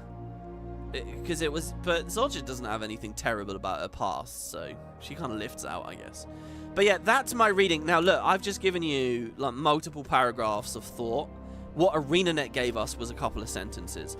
So I appreciate that there's a lot of speculation and extrapolation coming from me here. I appreciate that. There's not many words on screen. I mean, fuck me. But I feel pretty concrete about this. I'm Eparch. I'm hungry. I'm worried. I explain my situation. He dismisses my worries. He says you're just unbalanced. He told me about some ascension thing. There's someone called Waiting Sorrow who went through it and reached balance. Don't worry, you will too. But then the story goes along. I must feed. I'm hungry. Then we kind of go into a weird direction. Why is he so empty? Is he alone? So Eparch is wondering about Isgaren's emptiness there. I don't know. That feels like a non sequitur to me. I don't know how that connects to everything else we're talking about. It's an interesting glimpse, I guess. Anyway, hungry again. Nothing. I'm hungry. I'm hunting. I gotta eat. Blood. There's a centaur village. Drained. Oh, he's finally eaten. He's eaten some centaurs, guys. There's a lot of blood. He's eaten the centaurs. He gave in. And now he's regretful. He's fucking... So pause real quick. Hello, that side quest we just did. We were at the Ascalon settlement, where centaurs will have been living back then. Quite easily. Mabon and Isgaren were looking out. Some slaughter had happened here. This is the slaughter. Centaurs. And one of you guys in the comments mentioned this. That's so it. That is it. Definitely. So Eparch killed all these fucking centaurs. And immediately his first thought is regret. You know, we've all had moments like this. We've all cheated on our diet. He watches. Disdain. Fear. So Isgaren doesn't know what to do now. I'm pleading with him, but he doesn't hear. He's shouting at me. He banishes me. Tyria vanishes. I'm falling. I'm flying. Dirt. I'm home again. Nyos. That's the story. ArenaNet gave us the story there in these 3 messages. That was his arrival in Tyria, a Morgemoth connection. He was... and Eparch does not look evil here. Isgaren looks like... And so let's go back to our friend here with this amazing comment, Hardy here. It just sort of looks like Isgaren is a bit of a Miss-Xenophobe. I mean, kind of. On the other hand, a lot of centaurs died. I know that it's easy to dismiss that. It sounds like a gory, bloody, nasty affair. But so back to this comment that one of you guys left. Yeah, it's interesting, isn't it? Because in that side quest we played at the start of the last episode, you know, Isgaren was like, fuck Eparch. He's bad. He's terrible. He's the worst. I think he'll come back. He's irredeemable. But and remember, that was launched Secrets of the Obscure. A couple of months ago, ArenaNet explained Eparch's side of it. And it's a lot more tender, and it's a lot more vulnerable. And here's the thing. I would be tempted to say that's Eparch lying. You know, everyone's the hero of their own story. He's going to massage the facts. But not really. We were in Eparch's mind there. That was his own private thoughts and recollections. I take that to be the honest truth as far as Eparch saw it. And he's not so bad. And this feeds into, in kind of a boring way, I'm afraid, Paether. What this does is this makes the Cryptists look not that bad, really, doesn't it? Yeah, they have consumption, but they can probably, you know, there's something good about them. There's something redeemable about them. So Paether's probably not a ticking time bomb. It's probably alright. We can probably trust her. And the conclusion of Secrets of the Obscure is just, yeah, Paether will be alright. I think that's sort of the broader thing going on there. And yeah, there's a bit of tragedy, I think, to Eparch here. And the chapter closes, really. There's not too much more to say about it. I don't think Janthir's Wilds needs to go into this much more. The hint about the Morgemoth connections thing, but there you go. I think what I've just talked through here in the past 20 minutes is the conclusion of Secrets of the Obscure, and in a way that I actually find quite satisfying and cool. And you know, maybe some of these characters, House Orcus and stuff, we'll see more of it in the future. But yeah, and of course there's this question of waiting sorrow. What is it haunting her? Are we going to learn about the voice of Coda? And I can imagine, I don't know where Janthir Wilds is going, and by that I mean the what's already playable, but also what we'll be getting, you know, in the next patches. But if there's a scene where Waiting Sorrow and Isgaren are back together, I can imagine her getting right in his face and saying, your ascension ritual is shit, it didn't help me, it didn't help Mabon, and it didn't help Eparch, honestly, obviously. And instead of addressing that fact, you just kicked Eparch back to Nyos, and then there was an invasion. How much blood have you got on your hands? This ritual is not good enough. I can imagine her being really pissed about it, and she could cite Eparch as an example. But So yeah, and I'm kind of disappointed in Janthir. I'm not disappointed, but right now it's like, holy fuck, all this stuff the commander in theory knows and just says, okay, bye, see you later. Like, what? No, sit that woman down and speak to her. Like, what the fuck? You don't just say, alright, bye-bye now. You tie her to a chair and you interrogate. Okay, I think we're finally ready to play now. Well, no, we're already playing, guys. This is playing. Okay, I do have one more comment here. Oh yeah, about the Val Raven. Just a quick note from you guys. I didn't know this. This is amazing. Like I said, I was a bit disappointed by the Val Raven. Kane said, personally, I find the Val Raven as interesting as the Bone Skinner in how dark it is for Guild Wars 2. And Hardy said, well, this is the same guy from just now. I wonder what people consider darker. Going insane in a haunted forest, becoming a cannibal, and then turning into a monster yourself. Or a race of birds ripping and eating the hearts of children to evolve into some greater life form. Now that shit about eating the hearts of children, I haven't read in Janthir Wilds yet. I've missed that. And so someone comes along and says, look, it's because I don't think WP's done Ardent Gale's full event chain yet, while listening to the dialogue. It is very dark stuff indeed, but it was probably talking about them purely from a gameplay perspective, and in that regard, they're not impressive. He means the Val Raven. Their lore is cool, and according to Wiki, it was taken from Danish folklore, although I'm still a bit puzzled about that line in the Bog Queen event, steal your mind from her verses, only the Val Raven can reject her call. The Bog Witch is talking only to the maggots and corpses. I'm not sure why the code and NPC thinks it will affect the living. And why would the Val Raven have immunity to the call? They eat dead stuff, but otherwise they're alive. So it seems like there's a lot going on with the Val Raven that I have missed. It sounds delectably dark. But yeah, I missed all of that. And yes, I am largely speaking from a gameplay perspective. Come on, we're just hitting a few griffins. The Guild Wars gameplay is not really doing it for me on the level that a lot of this other stuff is. So thank God for it, right? What else? Then, yeah, I got my pet. That was just a message for Kerry. Why did I get this? Oh, yeah, and then just a little bit of research from me as well. In the last part, Caudecus was reintroduced to the story. And immediately a little alarm bell went off in my mind. I was like, fuck, I remember something about Caudecus and Janthir. There was something.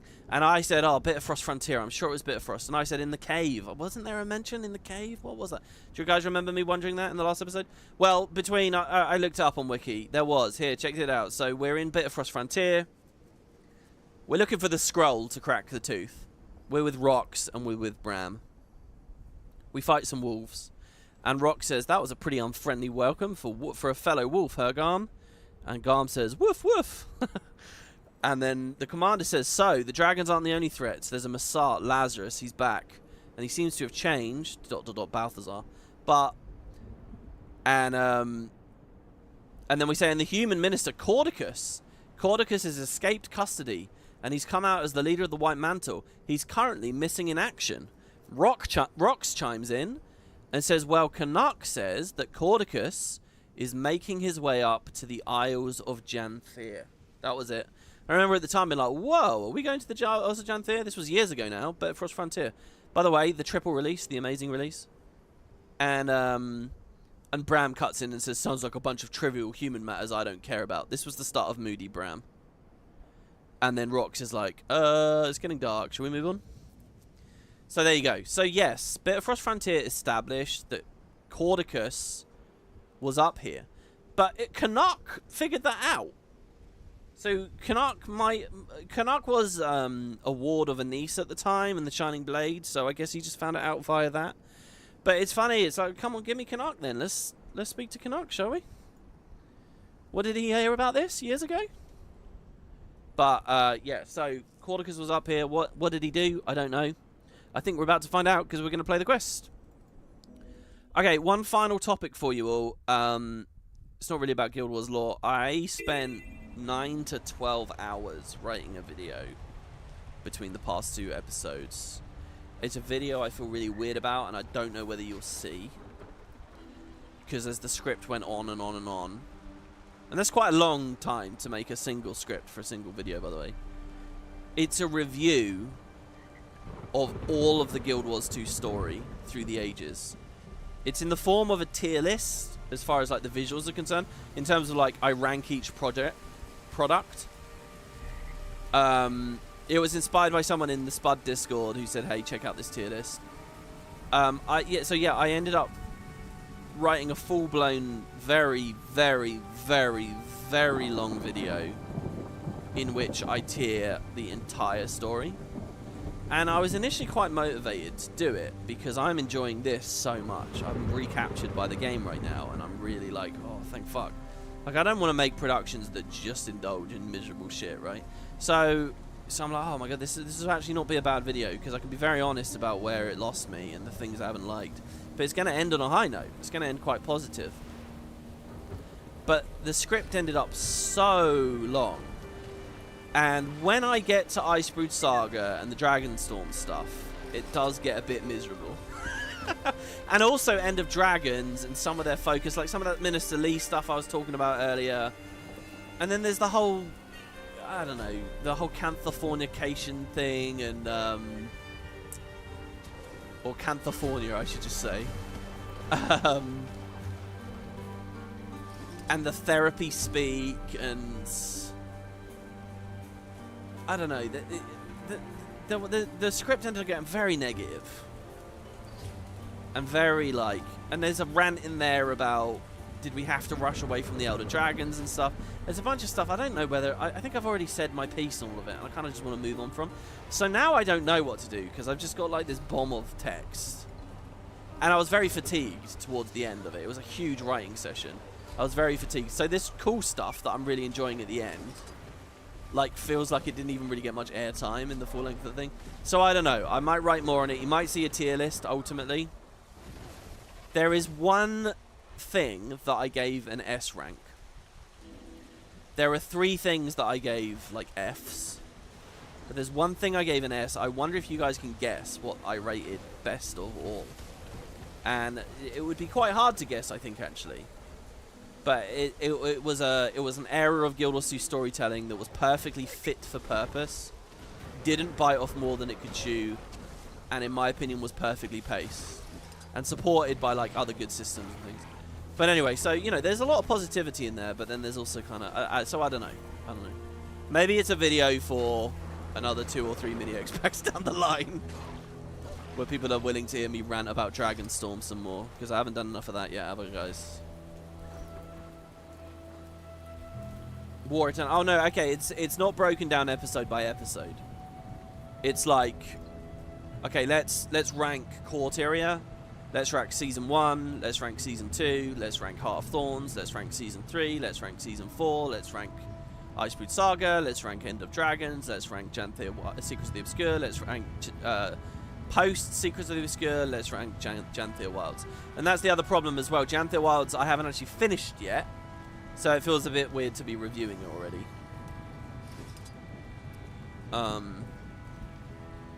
So yeah. Okay, so this heart here, I beat this off screen. I didn't speak to anyone and get any dialogue, but I think we had to do this for the story step as well, so. Right. I'm finally as well, this was really long. My god, it's been like a long time and we haven't even started the story yet. I promise I'm not trying to stall. I just think all that lore conversation is really cool and worth going over. And it's not like every episode of this Let's Play is going to start like that. Don't worry. I mean, if there's a lot of high quality comments again on some interesting topics that I want to illustrate and get everyone on the same page and enjoying, maybe, but I don't, you know, it's not the plan. Alright, hello Arid Esker. What the hell are we doing? Oh yeah, we're going to do a History of Most Violent Part 2 as well. We're going to do the Caudecus thing. But let's see. Welcome back. Looking to buy? Do you have any extra lightning rods? I have my own research to conduct. Looking to find out more about these strangers, are you? Go ahead. I've got some. Have some. I've got plenty. Plant lightning rods near conductive mineral formations to test redirecting lightning strikes. Why are we doing this? After getting the lay of the land, I returned to Grace by Fire for one final task. She had me collect samples from the local wildlife so we could better assess what's turning them and why. Like his journeykin was subdued near the village, the creatures here are violent and frantic. Waiting Sorrow mentioned mistburn being rampant in the area thanks to Greer, so I think we can assume that that's the cause. Maybe there is a cure, but we'll find out if there's not. The commander's a bit slow on the uptake here, I think. I wonder if the Bloodstone is the real thing that's caused a lot of this. Who the fuck ate that Bloodstone, by the way? I'm so interested. So I don't know why this is lightning rods, but okay. So I'll do the main quest here, and then we'll look at History Most Violent. And see the Caudecus connection. And explore the last of the map up north. I think we've still only done about half of this map, by the way. Yeah, this was just weirdly tossed in here, I feel like it. And by the way, to people in the live chat, I'm sorry for being so inattentive to it. If you guys have messages that you really want, that I missed, you can type them now, because I'm finally looking closer at it. So what, just construct them anywhere? I'm not close enough to a conductive mineral deposit, such as this one. But guys, I'm using spear properly. I used the 3, which is ranged, the 2 when I was in melee. I procced the stealth on the correct thing. Sup Rocker, how's it going? You just missed a huge amount of lore discussion in which very little progress was made, but it was very satisfying. For me anyway. In fact, I should get a drink probably. We're just trying to figure out why there's so much lightning. Okay, that makes sense. When you were talking about the Mursar being in Nyos, you didn't mention the Eye of Janthir. Was that? Well, I did, I think. I said there was a cliffhanger with the Eye of Janthir. And, I mean, obviously, yeah, we've mentioned that many times in this series. Of course, that was a hint. But, you know, like, it's a whole... If we're really saying that's their home... Like, I'm undecided, basically, at this point, guys. I don't know. If the Realm of Dreams... If Nyos was the actual, initial, original Mursar home, why is there so little evidence of them there? I mean, there is almost nothing. Is it because they're so good at hiding themselves and evidence of themselves? Are we going to find that this Golden City isn't even there? That'd be good for ArenaNet, wouldn't it? In terms of, like, you don't have to pay for many assets. Oh, shit, this is not working. Sorry, the commander spoke there. Don't want to be too close when the storm starts up, we say.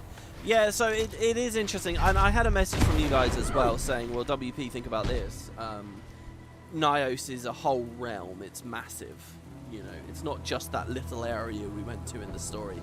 But that's still not too much of an explanation for me. I don't like that idea.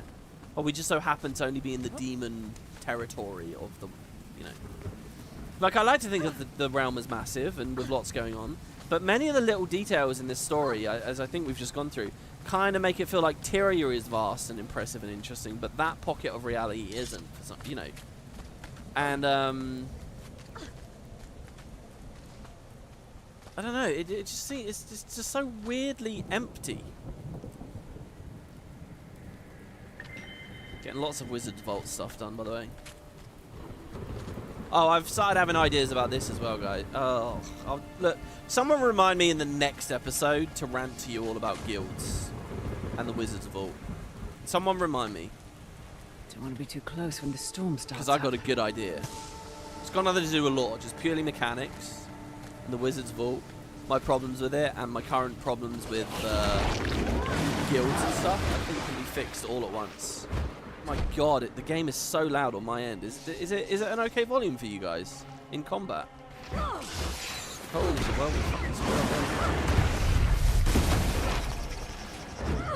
if Nyos is massive, why do we keep ending up in the crappy parts? Yeah, I don't know. And I mean, the Citadel was there and stuff. There's something really odd about that story.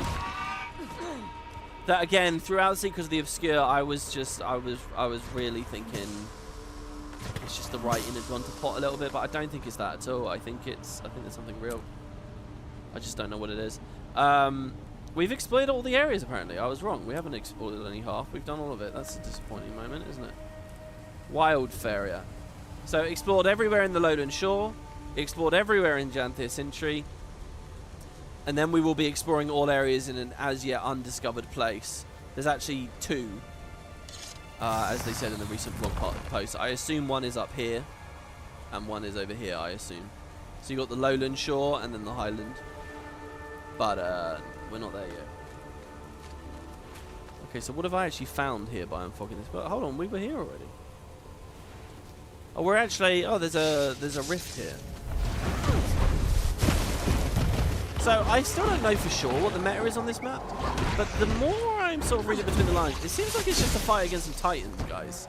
And I don't know why that's such a crazy spoiler that we've had to dance around on our tiptoes multiple episodes. I feel like I could have, should have just participated in it straight away. But hey, so this is the Maghead Beach. Let's fight this elite Rot Strider, I guess. It's all good XP. Someone pointed out, you know, as much as I bag on like the Sun's Refuge and then Arborstone and now Homestead, you know, a lot of these features feel like they end up sort of like duds. Like I don't spend much time in them. They don't affect my gameplay much. The rested XP from Arborstone is actually really useful for when an expansion comes out and helping with this initial mastery stuff. So, you know, that's a good point. It shut me up because it kind of makes me want to chill out at Arborstone, to be honest. And I love that. It's not a crazy spoiler, but we already avoided it once. We may as well do it again. Well, we've avoided it 3 times, I think, at this point, actually. So one of those just lined up quite nicely for us. Well, there you go. So there was a rift. See, what? I don't remember exploring any of that. I guess I've unfogged it, but I have not explored that. We walked up for a second and then turned around. This is where the last episode ended. I haven't done anything up there. I certainly haven't done that adventure. Yeah, by the way, a lot of people are asking me to do one of the salmon adventures because it's really, really hard. I do want to do it. But I'm probably going to like set things up so that it's as easy as possible. And I will stream it. I'll stream every single adventure, for sure. I'm not just going to beat the campaign and then that's it straight off the phone. The one thing I will say I really have high motivation for right now, as long as people are watching and engaging and it's not boring you all to tears, I would quite like to be sure that I've done all the side quests for this expansion. I don't want to leave bits of it half undone, just like in Secret Obscure. And in fact, I'm very close to going back between episodes to Secret Obscure, doing some like the Waiting Sorrow tarot card thing that just wants me to go back and do all the adventures again, all the events again. I mean, I could do that. We'll see what we get from it. You know, I'm not going to stream that. I think it'll be a bit slow and boring. But off screen, I have the motivation for that now. Okay, there's another elemental event we've got to do somewhere. I can see why people say this map isn't too good, because it is just a lot of elemental events, you know, in terms of actual gameplay. Because there's different levels we can talk about it, right? Obviously, in terms of like lore and stuff, it's pretty fucking good, which is great, because we're in the Isles of Janthir right now. You would want it to be. More lightning. More war claws. The mystery of why they're around, magical beasts such as they are, is also fairly interesting. Okay.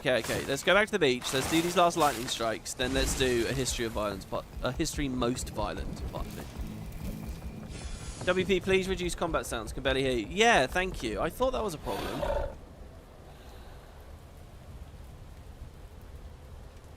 You can't hear me over the combat music. Yeah, the problem is my filters are gone. Yeah, sorry guys. Did you guys not hear me saying that out loud? I was saying, please give me feedback. Okay, so perfect. Wow, how did that miss? Yeah, I think it got turned up at some point. I don't know when. I usually play with it really low. I thought it was an issue, because even on my end it was loud as fuck. Keep the feedback coming, just in case, because I don't want to do a stream where it's terrible. You can do another thing. I technically did this already. Don't be too close when the storm starts up. Let's see if we can find some more. What's this? I think with the new expansion formula, they're putting lots of story into the events and event chains, which are tied to achievements and spawn regularly and frequently. So they might be worth doing in the Let's Play. The Valraven Law being a prime example. Yeah, that's a good point. Like, see every event at least once. The thing is, a lot of them are kind of still boring, you know, or with little to give, like fighting elementals. So how do I know which ones are the good ones, so to speak? It's going to be hard to figure that out. We commented it was loud, I just missed it. Yeah, don't worry, I don't think I was saying anything that important at that point. Hopefully not, anyway.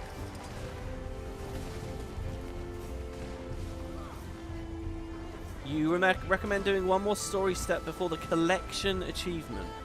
What's the collection achievement? Are you talking about History Most Violent? Because this doesn't look like a collection to me.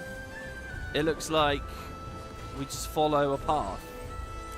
They burn, I smother. An endless cycle. That was the last thing. See, there's a real problem with Guild Wars at the moment. Like, and that comment I just got there and was responding to is a big part of it. We all call them collections all the time. You know, half this shit isn't collections, right? Collections is shit like these, right? Like like craft and collect all these specific items. Find all the junk in the game, you know? Get all of the cans, right? Uncanny Canna. These were collections. And yet, we all sort of, as a community, think of every side quest as a collection. Like, and this is a huge problem with the UI and just how everyone thinks about everything. I assume you're talking about this, which isn't really a collection, is it? But it's how we refer to them. They're all a form of checklist, don't get me wrong. Oh my god, the low crits, though. I just really want that initial impact of Fury, because it would be handy. I'm really tempted to do this, by the way, because it looks like this event is going to be over fast, and it's a batch of XP, so... There's a specific section called side stories now. Yeah, we've talked about that many times over these episodes, and it's good, but it's only a start. I don't think it's a whole solution.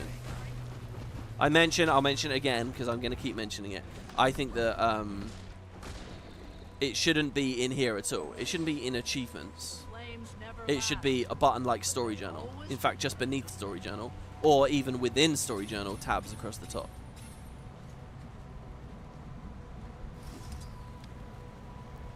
Something like that. Of course, I have been thinking the tab thing doesn't necessarily encourage people to do it. I think if they do tabs across the top, the tabs should glow and encourage you to click them for as long as they're incomplete. And then, you know, like here, you see the Master Achievement reward. It's best actually to go back to Season 2 where they were really leveraging some of this stuff. Oh, this character's not beat any of these. That's a shame. But, you know, like, so a player can click. You see how on this it says, here's the rewards you get. You know, you'd mouse over the chest. When I click into one of the other tabs, it should show this is the meta reward. It's not an achievement reward. It's a story reward, you know. So we have side quests in these tabs over here with their rewards. And, yeah, they should glow. You know how the Guild Wars UI sometimes does, to really encourage people to click it. And, in fact, I'd even go one further. And this whole thing with the green starburst, I'd have like purple starbursts or something that can be enabled or disabled via the content guide, so that they stick up there as well, just like main story does. Just so that people really fucking know this is good story, it should be considered main story, it's not a collection, it's not an achievement, it's big shit, play it, you know? And you can disable it, like you can disable the content guide, and you can choose to ignore the glowy and the rewards. But everyone, even very casual players, I think should be clearly shown that stuff. Not asked to dig through. Even clicking this and then side stories, it's too much and it's in the wrong area of the UI, I think, personally. Alright, here we go. Poised arrow, what do you have to say? Everything you described. Footprints, storms, wildfires sparking at random. This isn't natural. Right. The Astral Ward are tracking activity along the lightning rods. They're getting struck with a higher frequency near the northern shore. Then we should head out immediately. See if we can track this thing down. Are you up for another fight? Want to sit this out? No. I'm coming with you. Focus helps with clarity. Lead the way. There's quite a lot here about Poised Arrow. Like, he's unsettled, he's a bit upset, he needs clarity. I'm wondering if he's in the primitive throw, the early stages of Coda madness. Whatever Waiting Sorrow had going on before her ascension, that the ascension repressed, and now it's like in the back of her mind, but it's kind of bad. The madness of Coda, all that shit, which again we know is another issue from the Mists. Even vanilla 2012 lore talk about that. I think Pokey has it. I think this character here, Poised Arrow, I think he's going to go mad, and Waiting Sorrow is going to talk him through it. I think he'll be a major character over the next few patches, and I think that's where they're building this to, because there's been a lot about his emotional state and stuff. That's my little guess on that. Oh my god, did another... What was that? Titan Researcher just unlocked? Ooh. Titan Researcher. Holy shit, we got another one, guys. See, this shouldn't be here. It should be up here. Titan Researcher. Big tab. Up there. And you know, if ArenaNet package it like this is so obvious. When they are talking about selling mini-X packs, they can say, experience the main story of the Janthir Wilds, blah, blah, blah, the Titan Crisis. And then they can say, as the next bullet point on the list, you know, beneath spears or whatever, 7 side quests, 7 side campaigns, or whatever they want to call them. 7 major side stories. Play through these as well. Like, it's very... Like, it's sellable. It's bankable. Anyway. Get a large stash. Another mastery point. Mastery points are coming in thick and easy on this one. So, Titan Research. I'm going to hit the eyeball. Currently, the most we get to incentivize us this is seeing the mastery point icon. Usually, if there's a mastery point icon, it's a better thing to go for. And I think a good proportion of the player base like gets that, but not everyone does. Okay. And that's just earmarked for later. Assist Farah. Oh, there's Farah, as we were talking about before. Bale Seeker in researching the Titans by working with the Codan and the Astral Ward to see what information they've gathered. And the quote we get here is forged from... And like this quote could easily appear like up here or something, you know, like story journal. And yeah, and there would be an actual... Look all this text that they have to recap what we experienced. There could even be replayability, so you can retoggle it. So, you know, if you want to redo one of those cool quests from Seekers of the Obscure that you happen to not remember in full detail, boom. It's story journal, it's not an achievement. Anyway. Forged from souls and thought to have been eradicated from our realm, Tyria has dealt with the Titan threat once before... ... Interesting. I wonder if that will talk a little bit about the player character from Guild Wars 1. My instinct, if I was Janet, would be to not talk about it too much because kind of undermines the stakes of the story to talk about the Guild Wars 1 hero killing a bunch of Titans. But an alternative is to do a big thing where you really analyze it and you say, okay, here's some peculiar circumstances that meant the Guild Wars 1 hero did it easier than we can. They had Glint at their side. These Titans were a bit weaker for whatever reason. You know, shit like that. I don't know. Anyway, a history most violent. We got to do this, guys. I got to do this. Caudecus' journey started in the southeastern marches. Now, unfortunately, this looks like a wiki job. But it's okay, because I can just put it on my other screen. Let's see if they have screenshots and locations. If they do, amazing. If not... I'm not sure, actually, whether I really want to search for needles in a haystack. No, they've done it already. Oh, Wiki legends, man. So good. Thank you, Wiki. Okay, so, we start at the Forager's Hut. No, that was just to speak. Yeah, okay, so we are going to this island here. And I could waypoint, but I'm enjoying the sights and sounds. Oh yeah, you'll notice probably that I've rebound all my mounts already, so... Oh, are we going to climb up really high? Like, I have the sky scale and stuff back now. I don't think it added much to this, to not use it. Alright, here we go. Travel journal. I'm totally blind on this, got no idea. But I assume this is either from Caudecus or one of his lackeys. I had no predictions or expectations for Janthir beyond legend and Saul's writings. They're a bit like us, the community. But the storms are ferocious and the climate is unforgiving. It makes me yearn for a mighty fire in the manor as plates of meat are carried to me on shimmering trays. Fantasies, of course, but I must allow myself to dream something sweet, should indulgence escape my new lifestyle. What a shame that would be.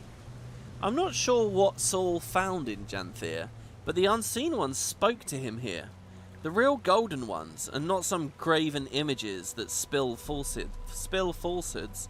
Saul wrote of treasures, magic and weapons, places only seen by those lucky enough to be chosen by our true gods. There's already so much going through my mind.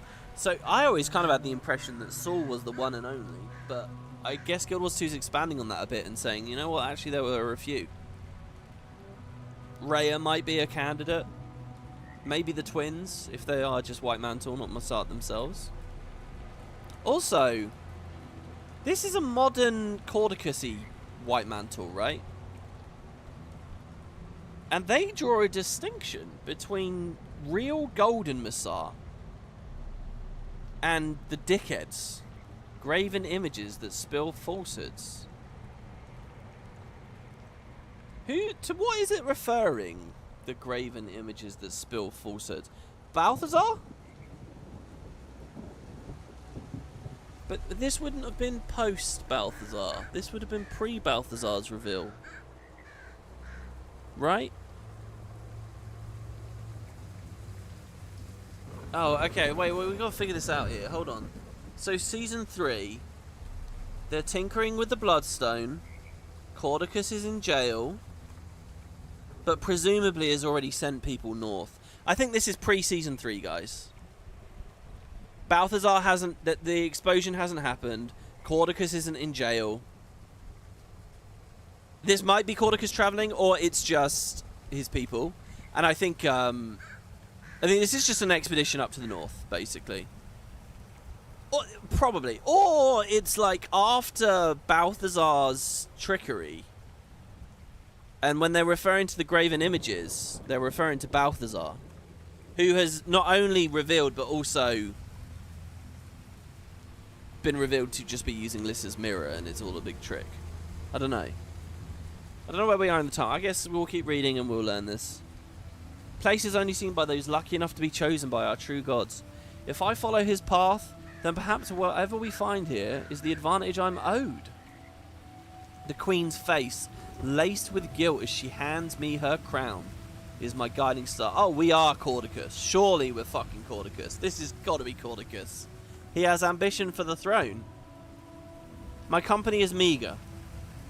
10 soldiers and Valette. Who was Valette? I remember a Valette.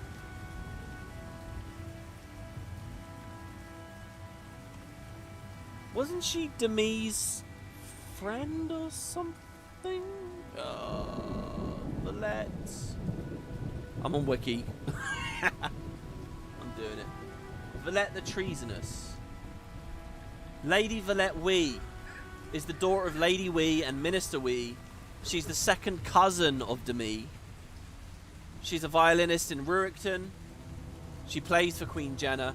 In Living World Season 3, she was revealed to be a member of the White Mantle. Yeah. Lady Wee and Minister Wee are in the Shining Blade, by the way. So she was a member of the White Mantle. She'd been persuaded by Caudecus to fight against Jenna in the Crichton Civil War. And during Season 3, she aided Caudecus multiple times. But during the Siege of Divinity's Reach, she changes sides back to being a good guy when she notices how unhinged Caudecus has got. Caudecus killed Demi in that mana mission, and Valette was like, what the fuck, this is crazy, and she becomes good. Thanks to Valette's help, the Pack Commander's strike team was able to enter Caudecus' sanctuary and kill him. So Valette ultimately backstabbed Caudecus and allowed us to take him out in Season 3. And oh yeah, and there was that scene, remember, Anise got to decide what to do with her, and Anise ultimately chose to spare Valette's life instead of executing her. The winds are pulling another storm. And she, I think Anise basically makes Valette. Let's mute this. I think Anise basically, you know, Anise just gets rid of Canuck around that time, and I think she basically makes Valette the new Canuck. Yeah, she has to carry out her sentence as an agent bound in the Shining Blade. So her name is Valette the Treasonous. So yeah, she flip-flopped, basically. She was a good guy, but followed the White Mantle for a bit, Caudecus, and then eventually regretted it after Demi died. That was who Valette was. Quick crash course. So, I believe the timeline... we're Caudecus in this note, and we're before Season 3. Valette came to Janthir, it seems. Oh, what? So this is so good. So you're reading it right in the stuff? Connecting it to even characters like this from Season 3. My company is meager. 10 soldiers and Valette. The latter, unfortunately, is displeased with the weather. Her expectations of enlightenment are romantic, which is fine. Keeping her passionate and motivated must remain a priority in my planning. But the others look at her with judgment. That does not help.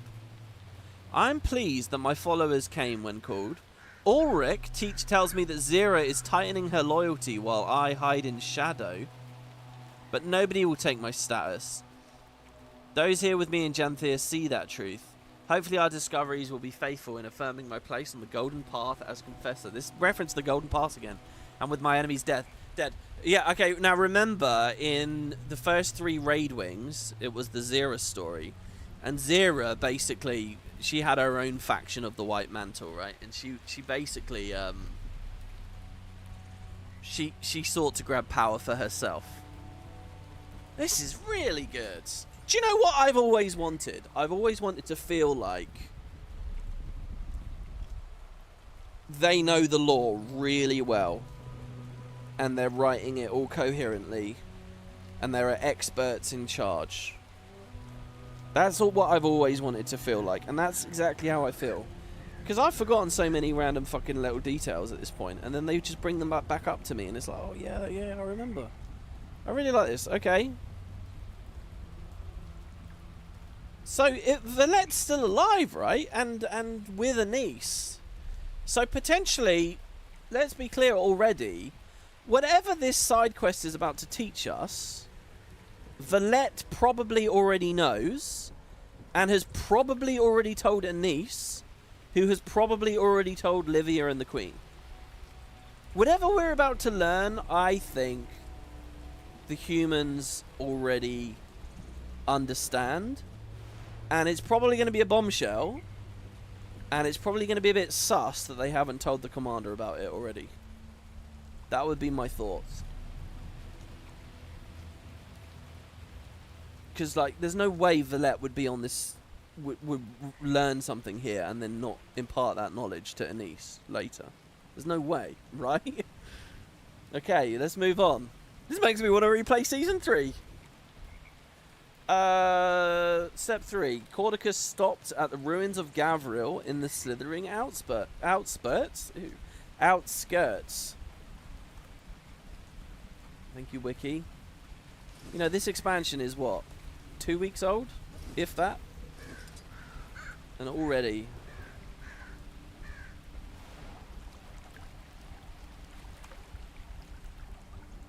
things are lining up. Do you know what would be really cool as a Blishard add-on somehow? That, like, overlays the wiki maps in-game for you? I don't know. Maybe that's just the game playing itself at a certain point. Oh my god, I'm being really bad with chat. I'm sorry, everybody. Honestly, it looks like you're all saying amazing stuff, and I'm barely fucking... Oh, what's on page 2? I did read page 2, didn't I?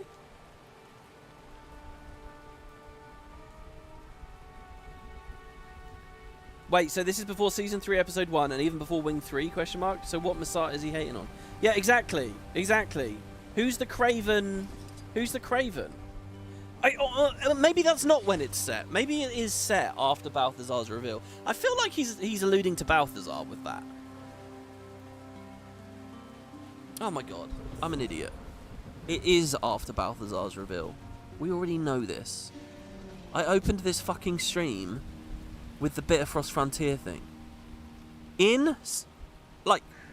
Season 3 starts, the Bloodstone blows up. It's the first thing that happens at the start of Season 3. Balthazar reveals himself. He's there. Remember the cliffhanger at the end of Episode 1?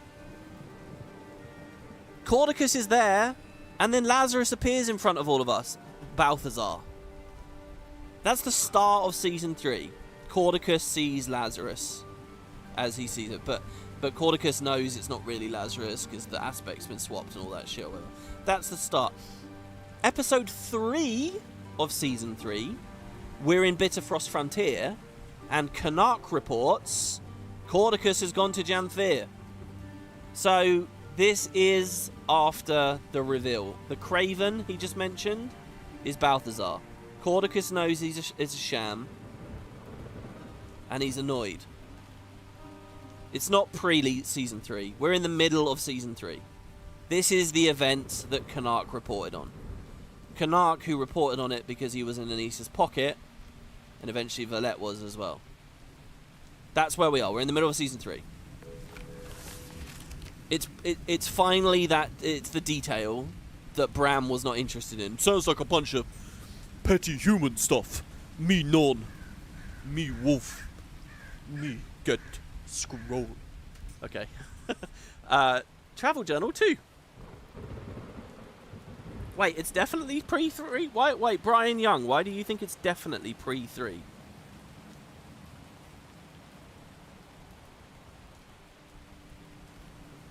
What source clarifies Zero was killed before Episode 1? The whole raid series is before Episode 1. It went Wing 1, Wing 2, Wing 3. They were a prologue to the season. Look at the release order of the patches. That was the so-called content drought, remember? Heart of Thorns came out, and ArenaNet released 3 fucking amazing raid wings, and a huge amount of the community that decided Guild Wars is a casual game that should not have raiding didn't play the fucking amazing content and bitched it was a content drought. Do you guys remember that after Heart of Thorns? I do. We're in a content drought. No, you're not. They're adding wings. Why don't you play them? It's a casual game. Oh, man. There are certain things that I don't know I'll ever get over having covered this game. Certain things this community has done and acted like. It's just insane. Yeah, that was the post-Heart of Thorns content drought. And then finally Season 3 kicked up. And lo and behold, it was a continuation of the story.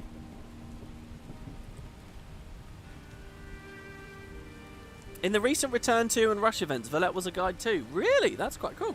I didn't know that. The note mentions Zero's group of Mantle. So she must be alive during that time the note was written. No, not necessarily. She could have been dispatched. Caudecus might not have heard what's happened. Yet. Right? Also, he mentioned Zero. He didn't mention her fate. Oh no, he acted like he thought she was alive. Okay, alright, I'll leave the possibility. You might be right. Maybe it's pre-Season 3. Let's just keep reading and let's see where we go with it. It'll probably become clear in one of these, right? Okay, so Caudecus writes again. We've reached the remnants of something curious. A cathedral of blood. Am I standing at the blood? Ruins. It's interesting. Caudecus seems to have been very ignorant about a lot of this stuff. Ruins laced with white mantle iconography. Tucked away in the forest and shielded by storm like a reverent whisper. Saul most certainly was here, and whatever this place once was, his reach was powerful.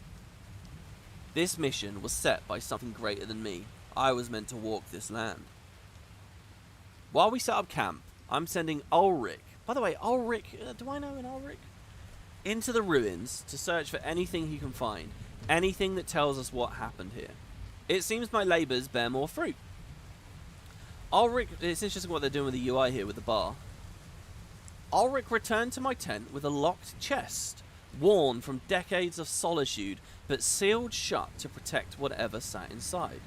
I had him crack the latch, revealing the time-locked contents. Excitement isn't the right word. Validation might be. Town ordinances, letters, receipts, health records. These ruins were a village that was turned into a haven of radical thought, and it was led by Saul's chosen. They called it Gavril, and it meant nothing before Saul filled it with his people. Those poor people that lived here before, right? Those poor people just caught in the wrong place at the wrong time, and these fanatics arrived. Well-meaning as all fanatics are initially. And just the misery and death and danger they would bring with them. Alright. A history most violent. Next, Caudecus moved to the edge of the festering basin. Which is... Oh, please go to the Bloodstone, Saul. Not Saul, Caudecus. Please, Caudecus, go to the Bloodstone. I want you there. We are... It's hard to read the map for some reason, because they haven't unfogged the thing, and I have unfogged the thing. Right, the theme tune, sing... I'm thinking of that. I think it's... No, I'm confused. There's a lake. Oh, we're near here somewhere. Aha. There, that's where I was. So, hold on, where could this be going? If he found the Bloodstone... And if this is post... one of these notes, if Caudecus finds this Bloodstone, and surely he will, he's gonna write in his note about the one in the jungle, surely, and Zira's faction. Surely. But this Bloodstone will already have been destroyed and tapped in some way. Is it possible that he found this, and this is what catalyzed him to initially start the jungle stuff? Are we like way before Season 3 right now? Is this what prompts him to go to Maguma, to send some people to Maguma in the first place? But why would it if it's just been destroyed? I don't know. Maybe he just... I don't know. Let's read. Page 3. I've started piecing together a decent history of this Gavril. Before Saul's arrival, Gavril was just a settlement of poor bastards who were pushed to the edge of society. Former criminals that couldn't survive in Ascalon, they took their families elsewhere and built a new home for themselves as far as they could walk. Wow, Ascalonians were here. At least they knew their value, cast aside with the rest of our debris. But I do feel pity for them, a bit of empathy from Caudecus here. Surely the common citizens of Divinity's Reach will meet a similar fate if Jenna continues to live a life of naivety. This is why I must correct her. All of them. Oh my god, Janet! You're showing that Caudecus's fanatical desire to take the throne does nonetheless stem from a true place where he thinks he can help people. He's not just a cartoon character, hungry for power for power's own sake. He has a bit of compassion for people in Divinity's Reach. He seriously thinks that it's just Jenna's doing things wrong. He's humanized here in a way that Season 3 did not humanize him. Season 3 made him look like a clown. Gavril's inhabitants were blessed by Saul. Goodness knows they'd probably rot without him in such an unforgiving land. Wait, but they were living here anyway, bro. I have deciphered that when Saul was pulled back to his divine operation, Thrown in jail. he left some of his most devout in charge.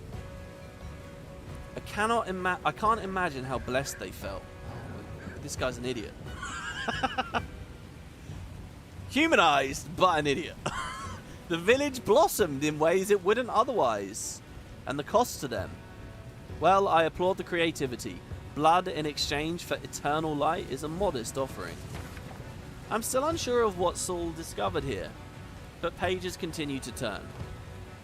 There's one feeling that I can't shake, and it's that Gavril and Saul's history is fated to be a parallel to myself and Kryta. This is a message from the highest order.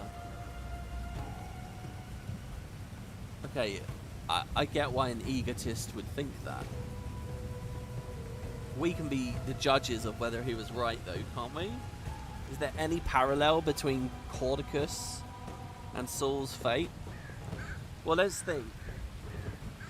What does Caudecus think happened to Saul? We, the players, knew that the Massart had kidnapped him. We didn't know that he'd been thrown in the Bastion of the Penitent until Guild Wars 2. But before that, what's the... If you're an average White Mantle zealot in the year that the Ascalonian refugees arrive across the Shiver Peaks, where do you think Saul is? There must be a line in prophecies about that. Where did they think Saul had gone? Caudecus here says that he was on some divine journey or something. What was it? Sorry, I'm getting Halo confused here.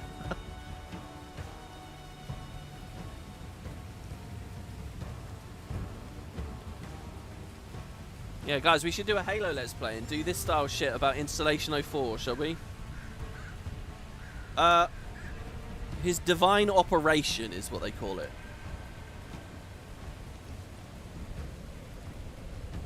Common knowledge was that Saul died defending Kryta from the Char. Is that what they believed?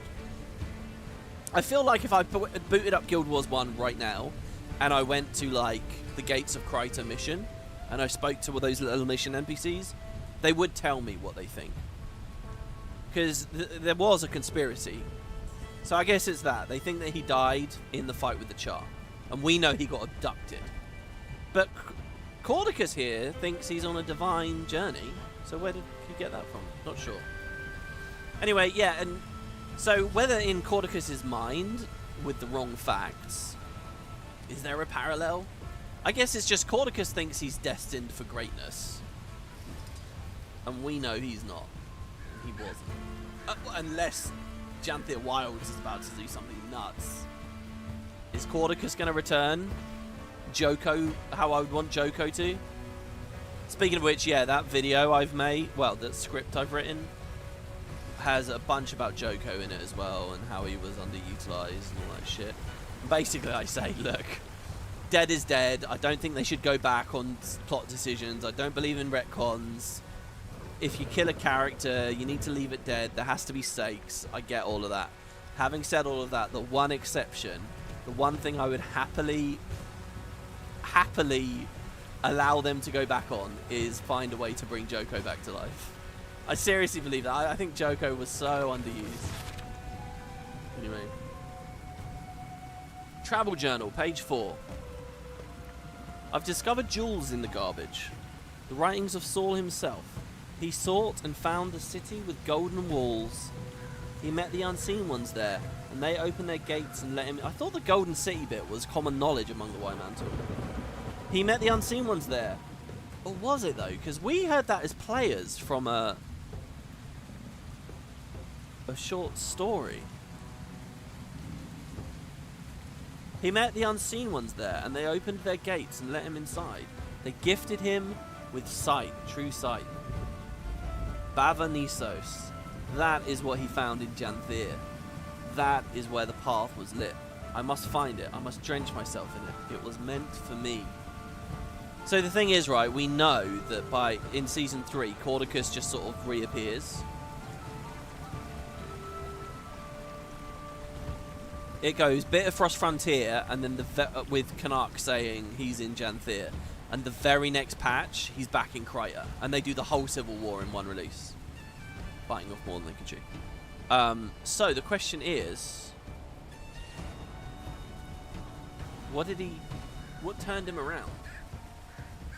Did he get to Bava Nisos? I think he must have got there and got nosebleeds and had to turn around, right? Because of Mabon's protection. Isn't that kind of amazing as well? Fucking Mabon stopped him getting in. Mabon is a Massart. But with Isgarin, not with his own people. He's undergone the ritual. Look at that. That's basically Isgarin being a bit of a hero there again. Oh man, I love what's happening to the lore. I'm fucking talking about a seer here as well.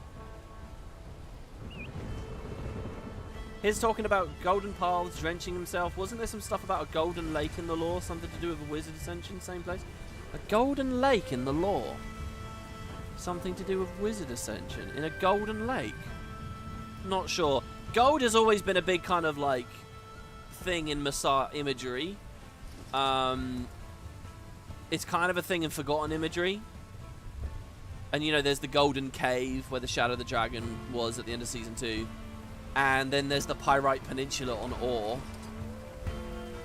which maybe they can tie it all into. We have had some weird Ore tidbits. Nothing I can tangibly think of myself right now. Maybe you guys have got some theories? The Golden Lake was part of a spell to reopen the Wizard's Tower. What? Wait, what? Have I blacked out and forgotten a whole part of Secrets of the Obscure? Fury! Oh my god, I need Fury. The relic swap was not a good idea. Travel journal, page 5. Bavanisos eludes us so completely, and my week... I love this, by the way, when I get lore that suggests it's days and weeks of travel time as I move around. The more of that, the better, because obviously in-game it feels small and whatever. But this is really good. It makes me feel like, wow, it really is a massive island still, which makes me happy. Bavanisos leads us so completely, and my weaker half wants to doubt its existence. But doubt is failure. I've sent my entourage along the paths all described numerous times to no avail, but they continue to march. Last trip, I sent the cook with them, the urchin that calls himself Judge. Upon the party's... What, like, was that White Mantle title? Upon the party's return, a few days later, the boy described a debilitating headache that struck midway through their crossing to the next isle. Only he was afflicted, but the headache grew worse the further they rode.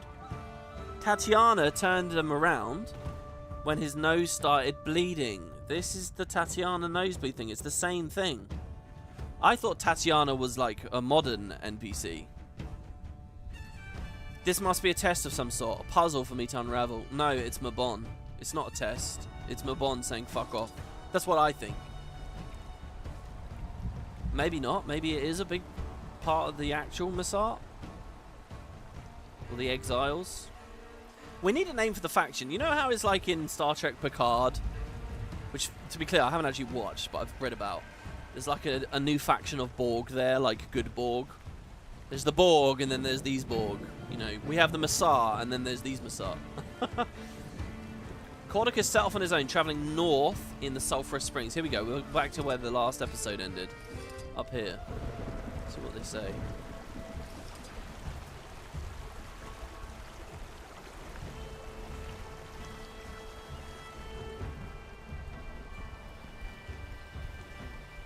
Yeah, what is this? They will be modest, and they will drink a chalice of water from the Golden Lake.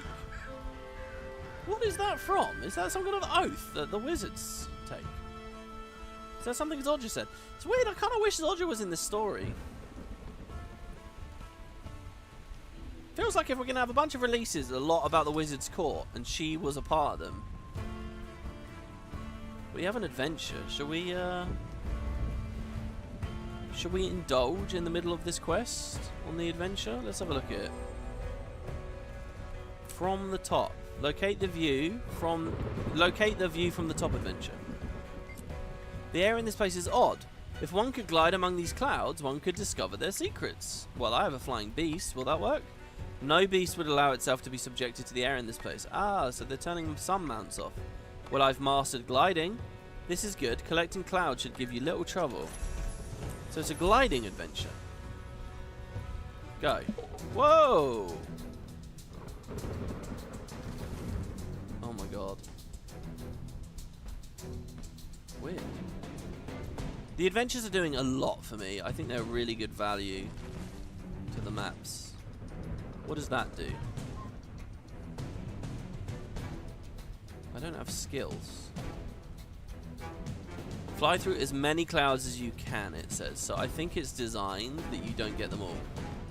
What do the golden ones do? Do they give me more points? It's not really a cloud, is it? Looks like I should have been over on the right there. Oh god, I'm missing a lot here. 1, 2, 3. If I can get that, then I think this is the most value. Oh.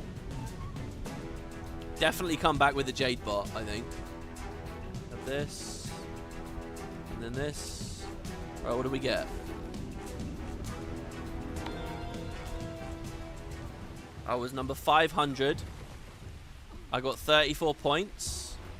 I only needed 30 for gold. I'm going to reset that because I'm getting bombed. That was pretty cool. By the way, the environment we're going to, it really is a sulphurous place. Which is quite nice. I've always wished we would have more desolation content. This is kind of a cool substitute, I guess. That was fun. My inventory, by the way, is, you know, this is crazy. I didn't even spend many of these renown tokens. Look at this. Ornamental bear king claw. I think we looked at that before. Jesus. Alright. There's a champion titan spawn here. Somewhere. Okay. Dialogue is still off, by the way. But that's fine. Okay, so back to Wiki. Let's see where the next one is. Oh, there's only 3 more. Okay, one of them is here.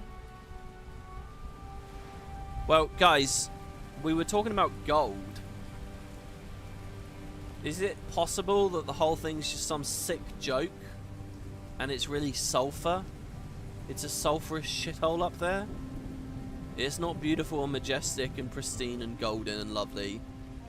It's a sulfurous wasteland. What's going on with these trees? Look, this is like...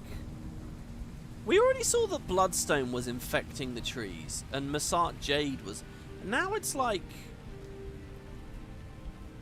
No, I think there is going to be some kind of golden material. But it's like...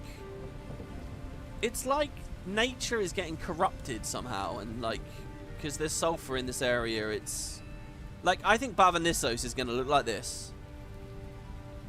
And look, they've got the purple in there as well, which is kind of a Masati sort of colour as well. Oh my god, it's going to look cool. I think it's going to look really cool. I think it's going to be in-game. The post patches are shaping up to be pretty good, I think. We get 2 maps. Season 2 was about a year of... Season 2, I think, was brilliant. It was about a year of updates. It was 2 maps. And that's kind of what we're looking at here with the Janthir worlds. Not to mention a raid. Raid storytelling is usually really good.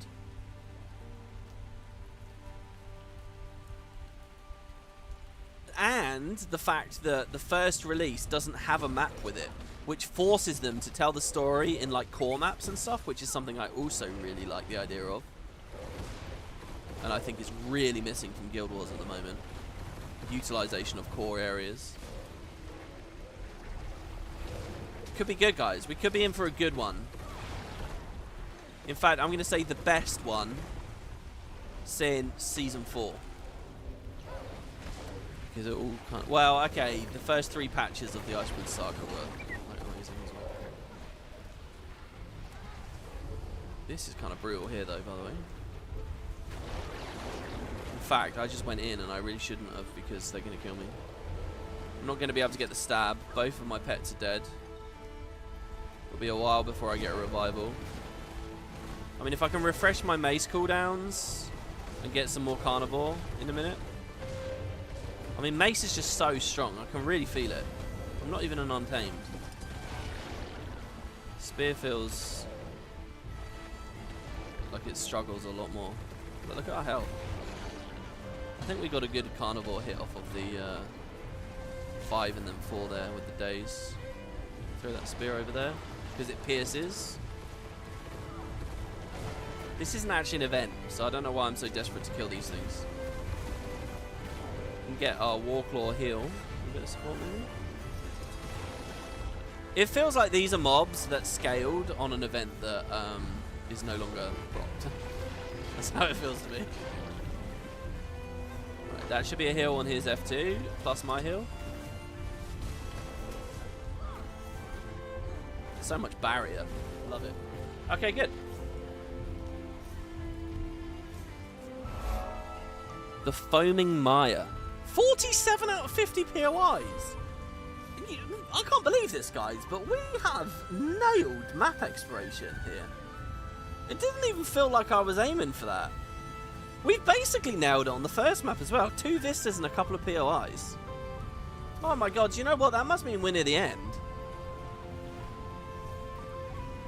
Caudecus set off on his own, travelling north in Sulphurous Springs, and I POI'd it. Hope it's a whole city map. It's not a whole city map, but only part of it.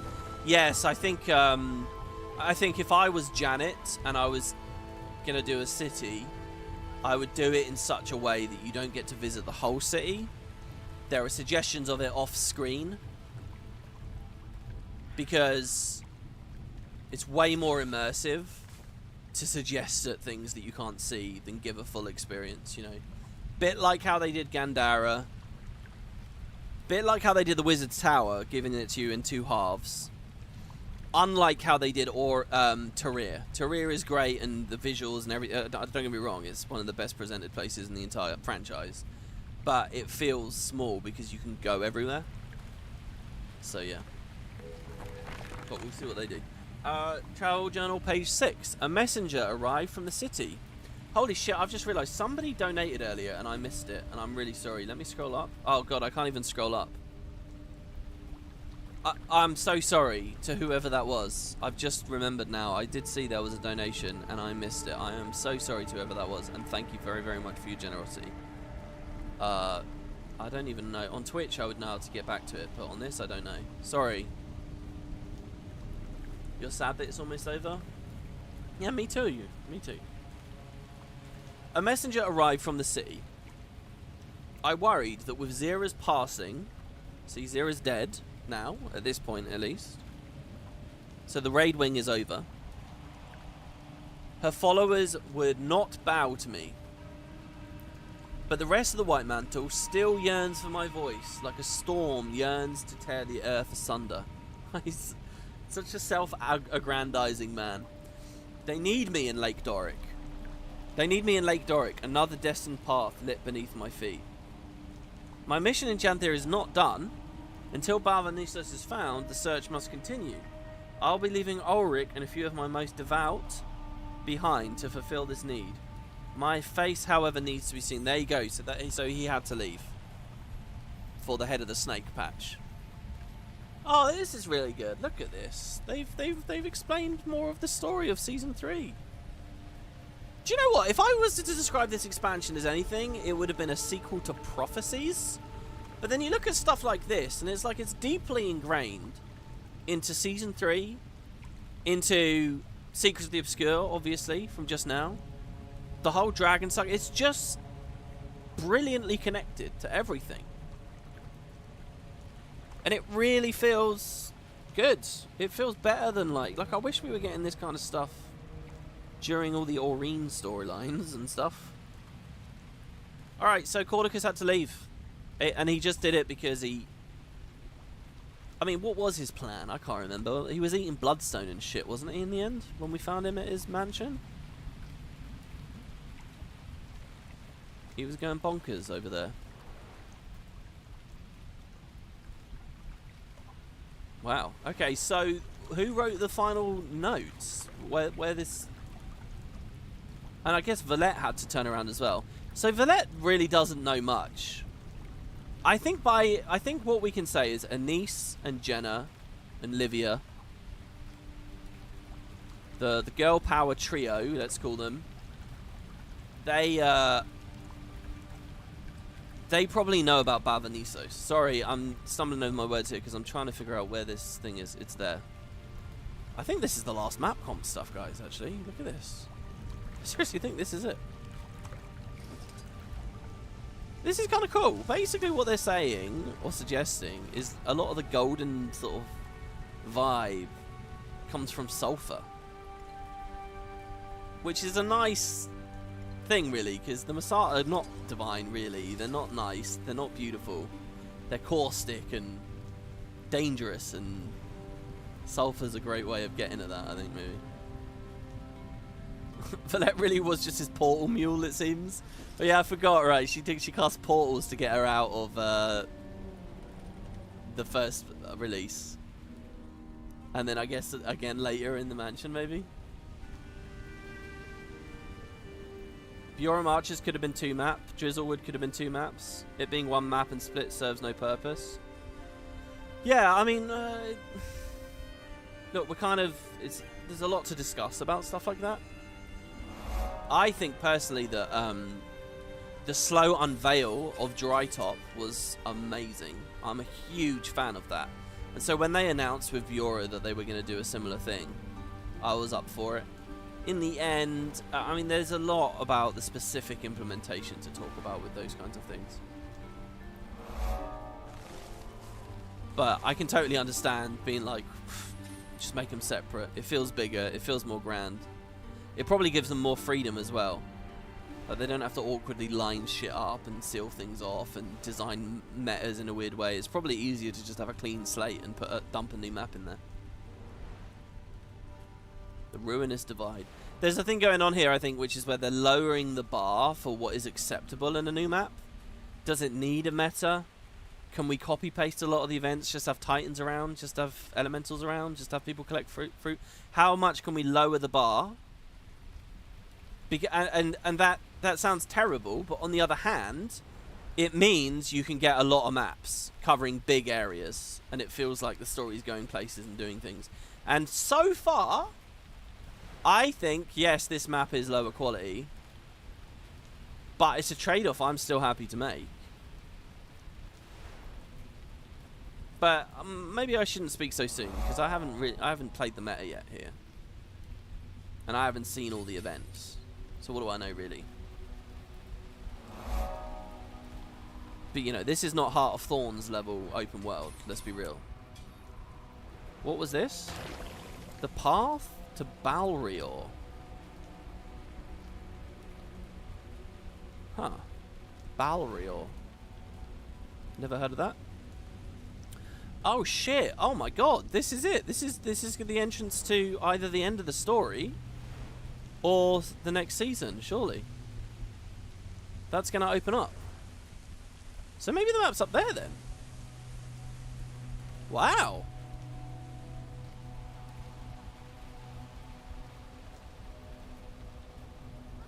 It felt more natural in Dry Top.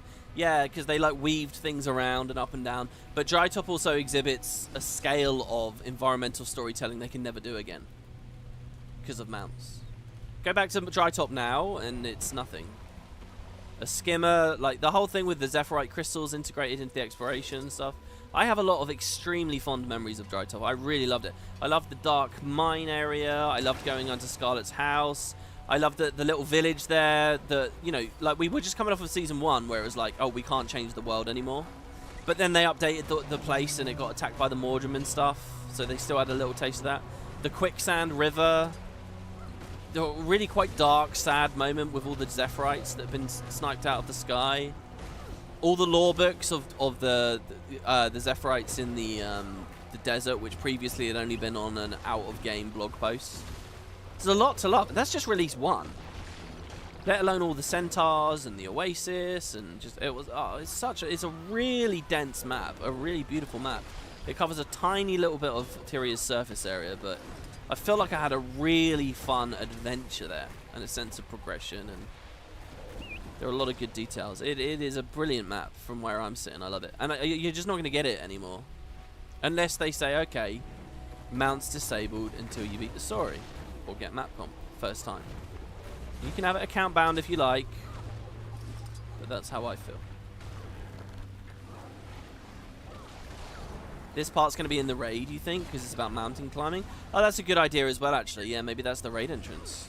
Really good point. I think you're probably bang on. And that's another point, right? If they put the raid in the overworld, we're going to get a chunk here, chunk here, chunk here.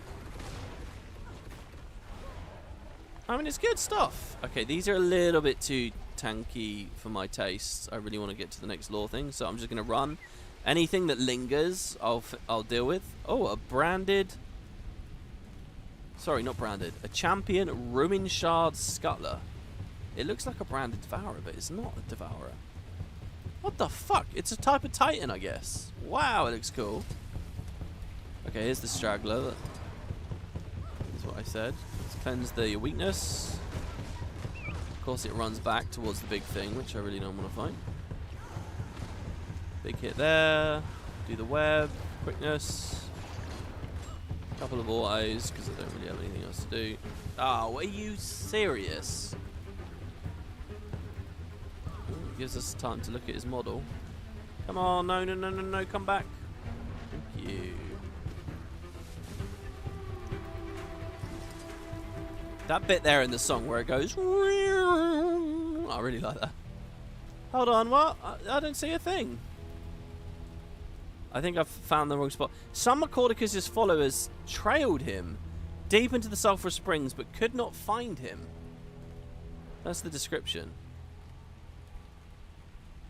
Oh, I got this wrong. I'm an idiot. It's over there, actually. I think.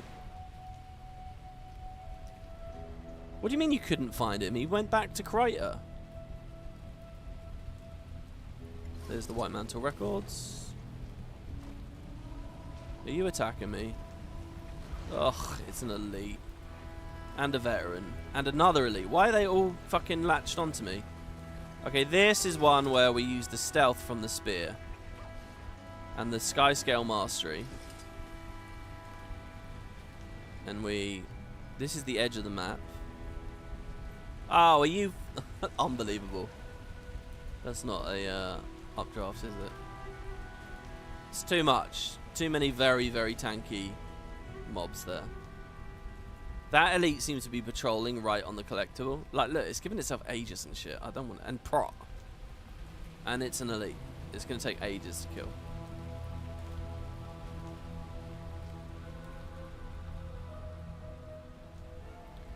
The game is to get in. We need our Ash Legion spy kit.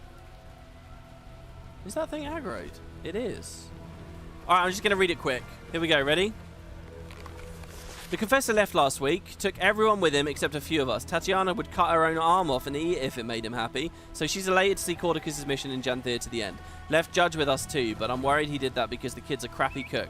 Too scared to kill a rabbit, so I guess we're eating potatoes until I can get out and hunt for us myself. I'm going to die. I can't do this.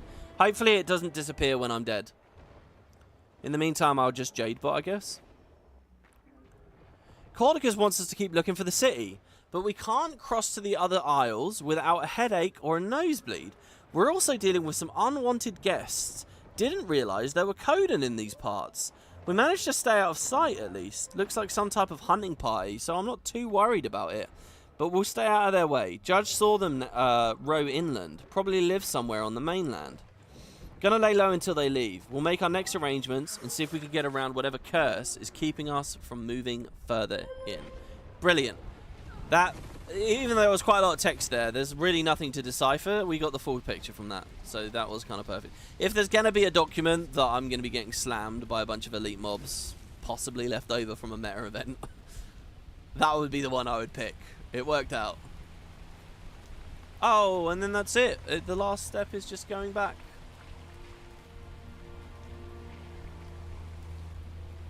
Apparently there's a bug though. Speak to Heru one last time. There is no Heru. There's Hellie. Maybe that was a name that they renamed at some point in dev and they missed it. Here we go. Here's what I've learned. Not much, actually, in the end. Oh! Through this yet? We have long suspected that the Mursat took refuge in Janthir, but the whole city? I had no idea. It's out there, even now. Somewhere further in the Isles. What they did to this village, or the villagers, it's vile, but that is history. More urgently, while we know that Caudecus sought something in Bavanisos, we don't know what. And I don't know about you, but I would like to know. Thank you, Commander. Books will be written about what we've learned today. Books and long overdue obituaries. Hell yeah. Long overdue as well. That's meta commentary, maybe. Oh, this is really cool.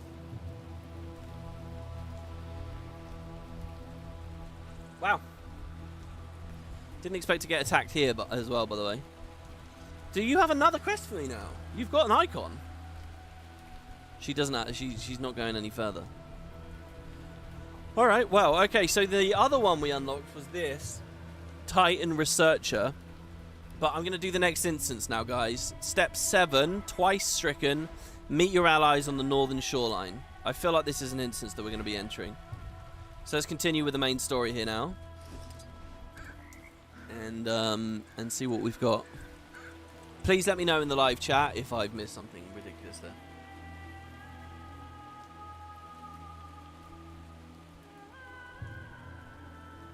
This might be a dumb question, but all those enemies, little titans, or are they like titans spawned to a big titan? Yeah, so in Guild Wars 1, when there was no distinction. It was just there were the giant titans, which had unique models, the three-legged things, basically. And then when you killed them, they split. And then they started they were reusing models from other enemies. So like they do like imps or oak hearts and shit like that, right? And they were all just called titans. Fist of the Titan, Hand of the Titan, Claw of the Titan, whatever. So Guild Wars 1 never drew a distinction. Here in this expansion, ArenaNet are doing something a little bit different, which I think is the right call. Where basically they're saying the giant ones with the unique models, the really big ones, we'll call them full-blown titans. All the other bits that get chipped off and divide and become smaller ones, they're titans spawn. I think that's what the term is that we're using for them. And I think that's cool because that allows us to have lots of the faction to fight, but without detracting from the fact that when you find a big titan, it's supposed to be a big deal. And we'll just kind of gloss over the fact that when it comes to big titans, the Guild Wars 1 hero killed a shit ton of them. They were hard quests after all. Twice stricken, here we go. Hello everybody. So, lightning seems disproportionately attracted to this area? Can't be coincidence. Isgarin told us to expect numbers. Sounds like they're adding up. Footprint evidence, wildlife behavior, lightning strikes. It all pointed in this direction. Poised can attest. It's near. I sense it. In the air, the way it looms. Even I'm a bit rattled. Are you sure you're... Yes. I've had time to center myself. Appreciate the concern, I do, but you don't need to fuss. Wayfinder, I'll match your pace. It'll help me steady my focus. Oh, I love the water. It actually looks like it's flowing tide on and off the beach. That looks really cool. That's a very nice effect. Wow, good point. Joe Williams says, given that the Bloodstone wasn't mentioned by Caudecus, it probably exploded after he left. Well, but it wasn't mentioned at all. Maybe he just didn't come across it.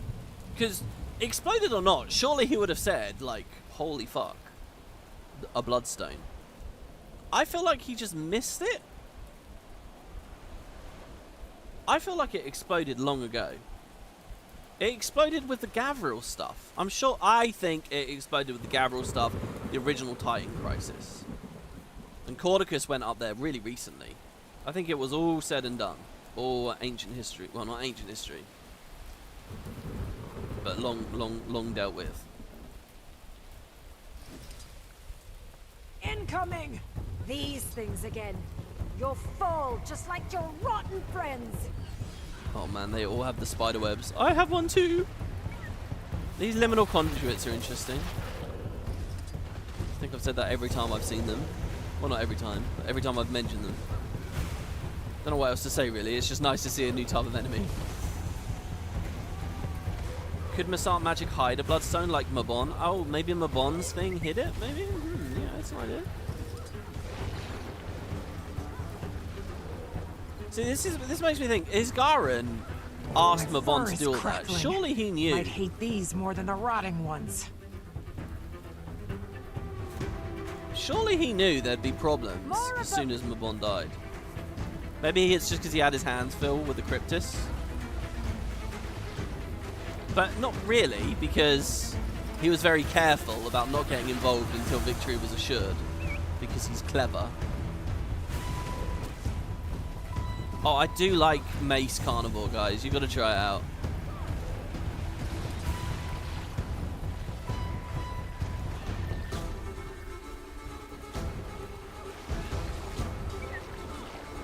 Maybe swap to a Condi build on the next one.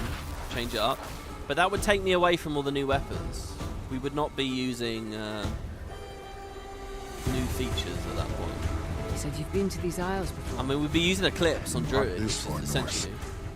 Most people stay clear of the shore. Unless they have a death wish. Why? Headaches? We've been known for worse things. We have. Malice not really saying much here. Sounded like thunder or something then.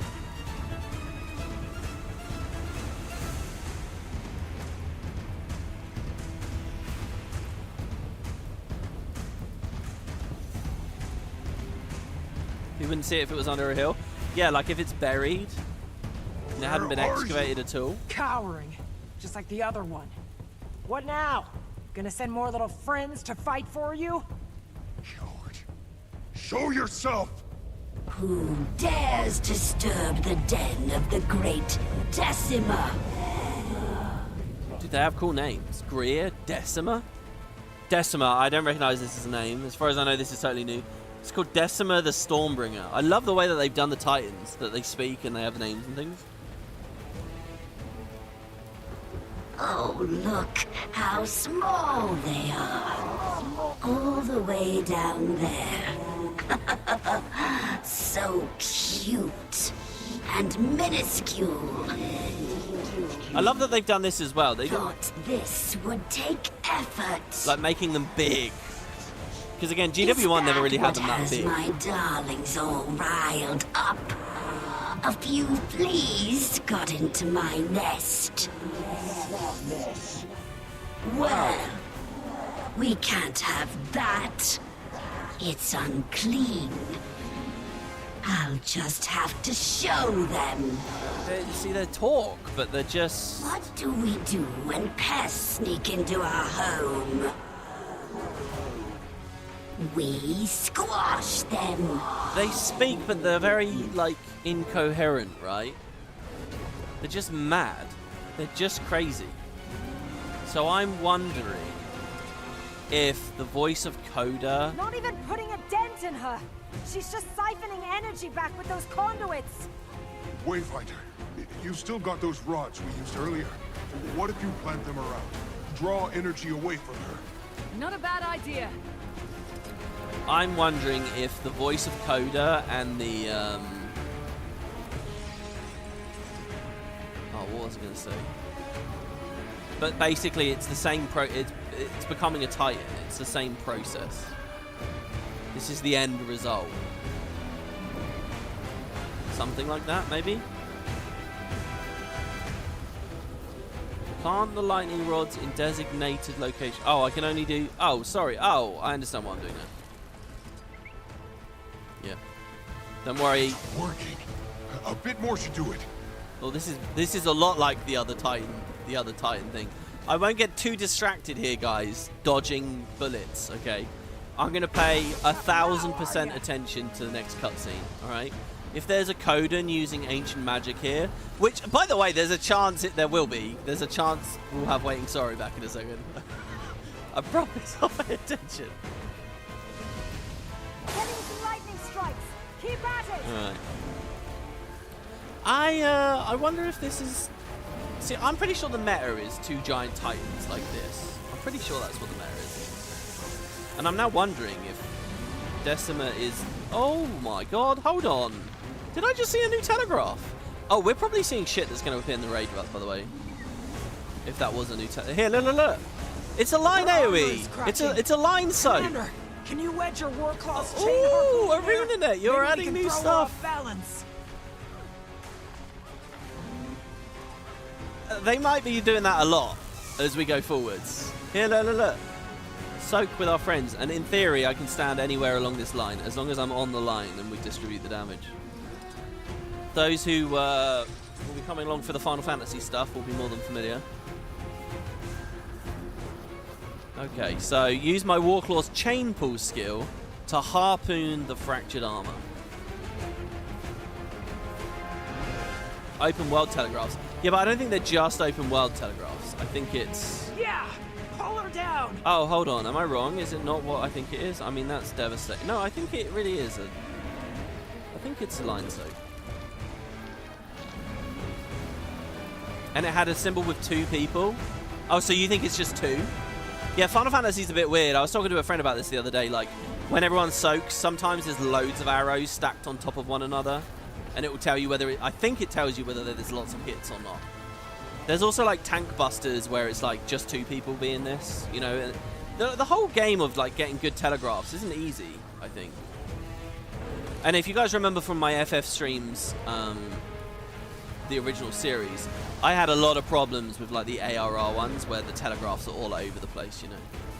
Like I had to learn a glowing circle probably means there'll be a knockback later and shit like that. Like, it took them a while to find their consistency. It feels a lot like Guild Wars is in that place. Entangled Decima by wrapping your Warclaw's chain around the rocky... Oh, I see.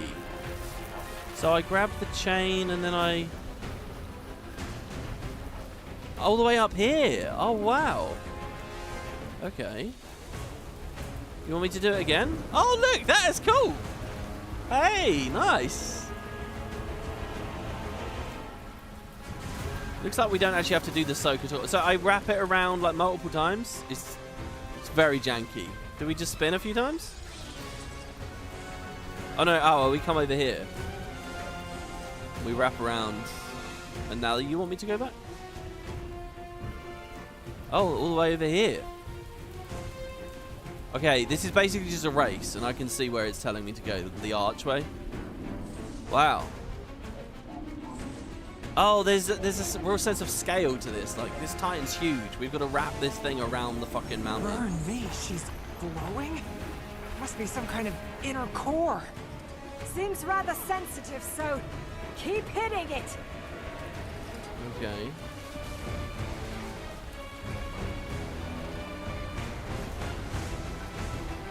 One more might from Rampage's one. I really miss the utilities from the Elite specs, I can tell you that for nothing. Let's go 5-2, 5-4, then a 3. We're surrounding the lightning rods. Get them! Okay, so we deal with these guys. It's nice to have a big boss fight. I wasn't really expecting this, to be honest. I was expecting a talkie instance or a small instance. Also, wait, this is not the final boss, is it? I was under the impression that there were 10 steps to the story, and we're only on 7. So I don't believe I'm in the final boss of the expansion right now. It doesn't feel like it's really been set up as the final boss. But I gotta say, on some level, I've been expecting this to end with a massive Titan fight, and I guess this qualifies? It just feels a bit out of nowhere. If this is the end of the main story, I think it'll be a bit weird for me.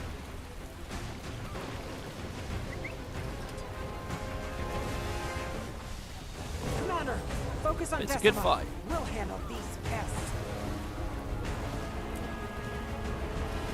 Okay. We can get back on it. I did kill that, didn't I? No, it's no. Yes, I did. Let's do it. Been dinging some random achievements. We'll see what they are later. I don't. You might have noticed this about me, but on my first playthrough, I just play it. I'll do achievements and stuff on the second playthrough. I'm really looking forward to doing a playthrough with Kerry, to be honest. So.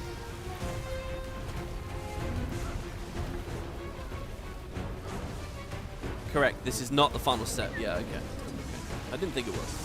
Think I've got a shot at breaking more of her armor. I'll ready my Warclaw. Okay. Get her! So we grab with the chain again, go to the green dot. I don't know how it it's played now. We might even do the exact same route as last time. Yeah. You expected the Titans to be a lot bigger based on the concept art? Yeah, I've been thinking it could be bigger.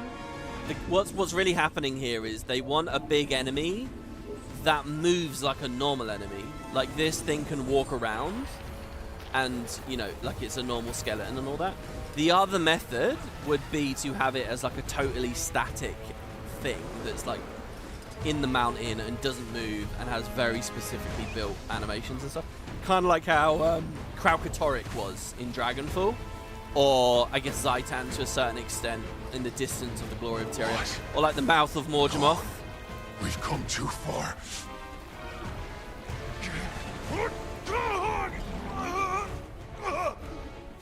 Poised arrow! Hold on! I'm coming to help you! But an enemy that's done that way is not going to be flexible. It will only be as a world boss or in that one story instance or whatever. They can't apply elsewhere. So I've been wondering if they have done it, but it's only going to appear in one place. Or, you know, what they probably want are like mid-tier Titans at least that they can reuse. So this is about as big as they can feasibly be as a normal enemy. Know when to step away. Now, you lazy slug. I can smell your rot from here. How did I get stuck with such a selfish pissant for a brother? Huh? And which of your groveling toadies did you hide behind? I know you didn't fight them yourself. If you don't get over here right now, I'll tell her all about it. Who are you speaking to and who's her? Is she talking to... I think so. I think they can communicate. Then Greer is still alive? And Oh, they're Greer. coordinated. We're down an ally. Retreat! I'll send a distress message to the Alliance. No, this is my doing. I'll call war. Awaiting sorrow. Hello, awaiting sorrow. Anyone? The fucking phone conversation. Thing doesn't work. Let's try the high ground. Up this way. Okay, so we're assuming that this Decima is speaking to Greer still. Is it possible that the open world meta is Decima and Greer again? And that's why it's a bit of a spoiler, you guys thought, because it would reveal Greer's still alive? Is that the case? And yeah, they're not just talking to us, but they can talk to each other. And they're like... They're actually acting a bit like siblings. A selfish pissant for a brother. Who would be a toady for a titan? Does she mean the shards, the fragments? I like this. They have a lot more character than I thought they were going to do.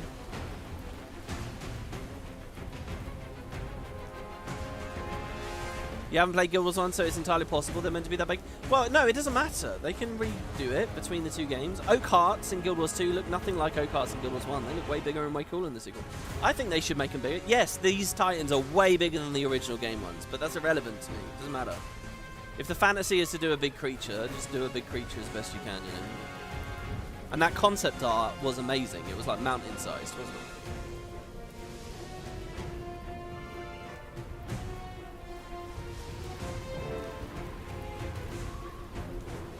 Which POI was this? This was the Summer Storm Watch. Get to higher ground and call for help. Oh, see, if we're high up, they might do a really big thing here. Need help. Hello. What's wrong? I'm hurt. I'm at... I know where you are. I'll conjure you a portal. Scurry home now, little fleas. Oh, look, they're over there. Oh, cool. It's nice to fight some Titans and lose, essentially.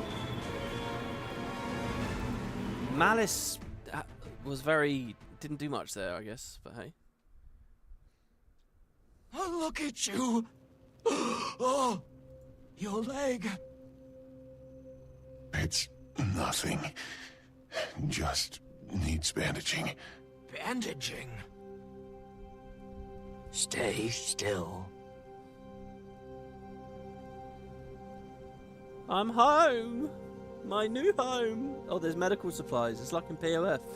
Here. Have. What were you thinking? Trekking the Isles alone, battling monsters. And you didn't think it was wise to stop him? To ask for my help sooner? Well, I can't blame. If I can trust Keith and you, I can certainly trust the kid. But it's all fine and grand when you do it. Take off to go fight without telling us where you are. She is over 1,000 years old, mate. Or who. My situation, it's different. I have better means to protect myself. You can kill more easily. It's never easy. There's more to magic than causing harm. Protection, attunement to the world around you. Healing. How are you feeling now? She was their healer, right? The town. Better. A lot better. Tell me about these people. Those who use Wait, magic sorry. only to destroy practice destruction. True wizards know magic as a practice of balance. That's where real power comes from. Okay, now stop. Now I want you to tell me everything. Tell me about Epoch. Tell me about the Wizard's Court. Tell me about the Coden in Ore. Tell me why you're here specifically. Tell me about the visions of death and pain that haunt you. Tell me what you know about Valravens and Bone Skinners. Tell me what you know about the Bloodstone. That's it. This is crazy. I can't even like... Oh, alright. Yeah, hello. Hello, Kate. Let's give them a moment. Yeah, alright, Those bye. titans have done a number on the ecosystem. Could tend to some things around here. The cub will need a bit to recuperate anyway. Might as well use the downtime to think up a plan. Yeah, tell me about the Heart of the Obscure. Oh, she's got optional dialogue! Twice Stricken. Real quick here, real quick. Story journal. Poised arrow. Ooh. Ooh. Our allies... Oh, no, wow, we just got to read the whole thing. After aiding Poised Arrow in field research, we followed our lead to what we believed would be the secondary Titan's location. Since Waiting Sorrow's revelation, Pokey seemed a bit subdued from his usual gregarious self. Understandably, given the magnitude of the situation, Titans and newly learned truths. Along our route, we fought through waves of protective minions, this time conductive in nature. We didn't have to travel far for our suspicion to be proved correct. Decima, a self-assured conduit Titan... The Conduit Titan now confronts us face to face. Time to bring this chaos to an end.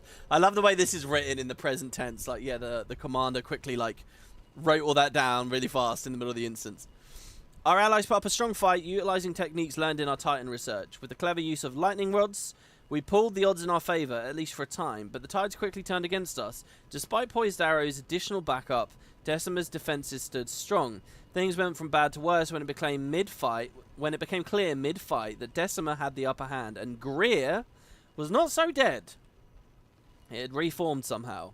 Not only is our prior opponent alive, and likely healed, despite our believing him defeated, but the two Titans are working in concert. We're only guessing it's Greer, though. Why don't we guess it might be a third Titan?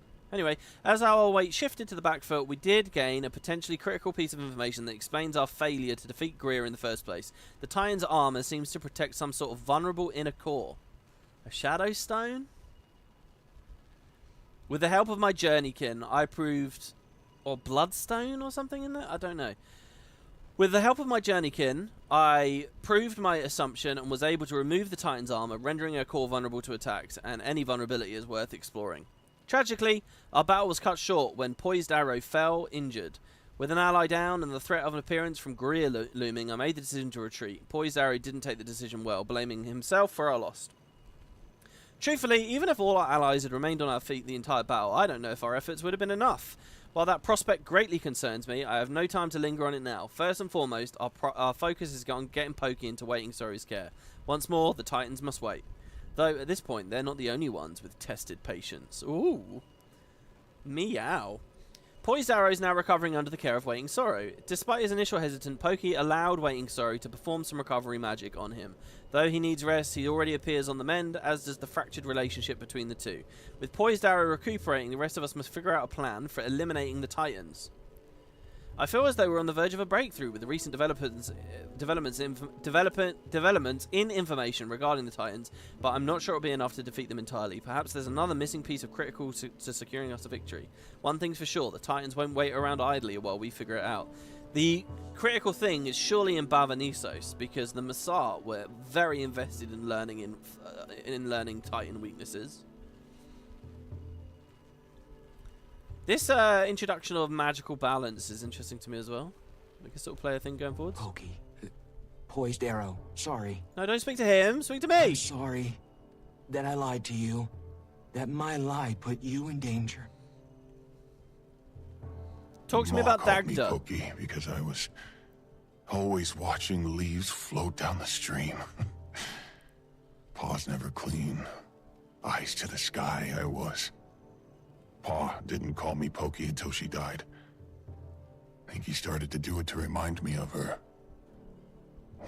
Worked, it did. I miss her. I wish I'd known your ma longer. Me too. Impatient she could be, but she was kind and strong. She would have been a great claw. Grandma had already woven a blanket for Ma's right of the sun path. We burned it when she died. I remember that bonfire. Huh. I still felt like an outsider then. But listening to everyone weep together was the most connected I'd felt with the Bearkin in a very, very long while. Fit in you do. Even if you are some wizard, whatever that means. Do you think you're gonna go back to the Skywatchers? Do you see what I'm doing with the camera here, by the way? I don't know yet. Essentially trying to create side by side. I have many mistakes to atone for. Trust to regain. Yours included. You can call me Pokey. But I can't zoom in enough. Pokey. There's a lot about his mum. It struck me there. Do you think there's a chance she didn't die, or her soul has been twisted into a Titan? Story for later. Forgiveness. Okay, now talk to me. Me, the hero of the story. Okay, I get it. It's fine. Malice, what do you think? I'm curious about you. Some fight back there. Suppose you could have gone a little better. Are you in one piece? Yeah, no scratches. Thinking a lot about Krisha and the vote. I was mad. Let her see that I was mad. I'm an imperator, that's not good. But that's not the point. Her choice wasn't wrong. We didn't know enough. It was wrong. And now we know that there are 2 Titans. Do we hunt them down while they're weak? Do we have time to wait? I don't know. I like that they referenced that again there. Poor Pokey. I do hope he'll be alright. Are you hanging in there, Keith? I'm fine, truly. Finding my joy in watching the 2 of them figure it out. Waiting sorrow is incredible, and far more empathetic than Isgaran. I joined this mission to get to know the Astral Ward, to see if they would at all be helpful in healing the Pale Tree. Dagonet and I are desperate. Mother, you'd think she'd have made more progress by now. Awesome. But still she wilts. They're still talking Perhaps about someone it. like Sorrow is exactly who we're looking for. I think that they're going to reveal the Cryptis connection. I really do. It would be very cool if they do. And if there's a Cryptis connection, a Realm of Dreams connection, then maybe there's a Massart connection? Mabon at the Mabon market, eh? Alright, damn. I can't even say anything. I can't even just be like... I can't ask a question and have her say no later. I can't even do that. Alright, let's exit to the lowland shore. Beautiful. As always, great content, man. Hope you're doing well. Yes, thank you very much. That's very nice of you. Check in with Frode at Moon Camp. So it looks like next, and by that I mean next time, we'll be back at the very beginning of the expansion for what's probably the final arc. Whatever's coming up now, this is the last leg, guys. There's 10 story steps. We're on 8. So, what conflict awaits? We have the Titan Researcher side story as well to do. What other ones are there? Tales of the Lowland Wisps, Cryptid Chase, and Star-Crossed Lovers. Build a Quaggon. Get the crew together. It sounds like there's some funny ones in there as well. Holy fuck, there's a lot on that one. So yeah, thank you guys. That's the next episode. I'm calling it there. I haven't even looked at the timestamp. Christ. Please don't be 4 hours. Okay, 3.5. That's not too bad. Yeah, thank you, everybody. Thank you for watching part 7 of the Janthir Wilds Let's Play. I hope you're enjoying yourselves. If you've got... if you've been ignored in the live chat, please feel free to type YouTube comments. I'll pull more screenshots. We'll have more fun on the next one. And yeah, Final Fantasy VI didn't go. It was supposed to go up, but I thought I'd had it rendered, and I didn't. So then I rendered it. So it's uploaded. It's ready to go. I'm just pacing it out slightly.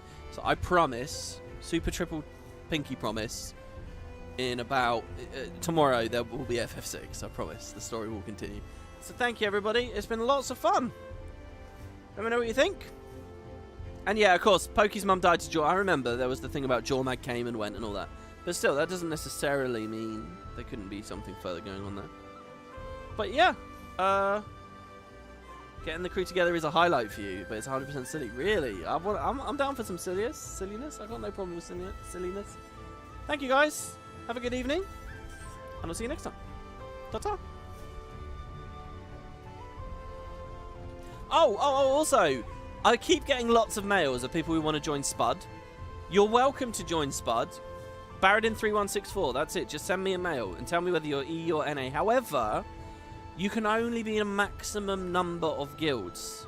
I've had so many people throw me mails, and then I go through getting them an invite, and then I just get an error message saying they're already in too many guilds. It's not a good look if you're already in a fuck ton of guilds, and then you're looking for another invite. So just make sure you have a space, and then remail me. If you didn't get a response or an invite, it will have been because of that. Just make sure you have a guild space. So that's it. Anyway, yeah, thank you, everybody. Lots of fun. See you soon. Bye-bye.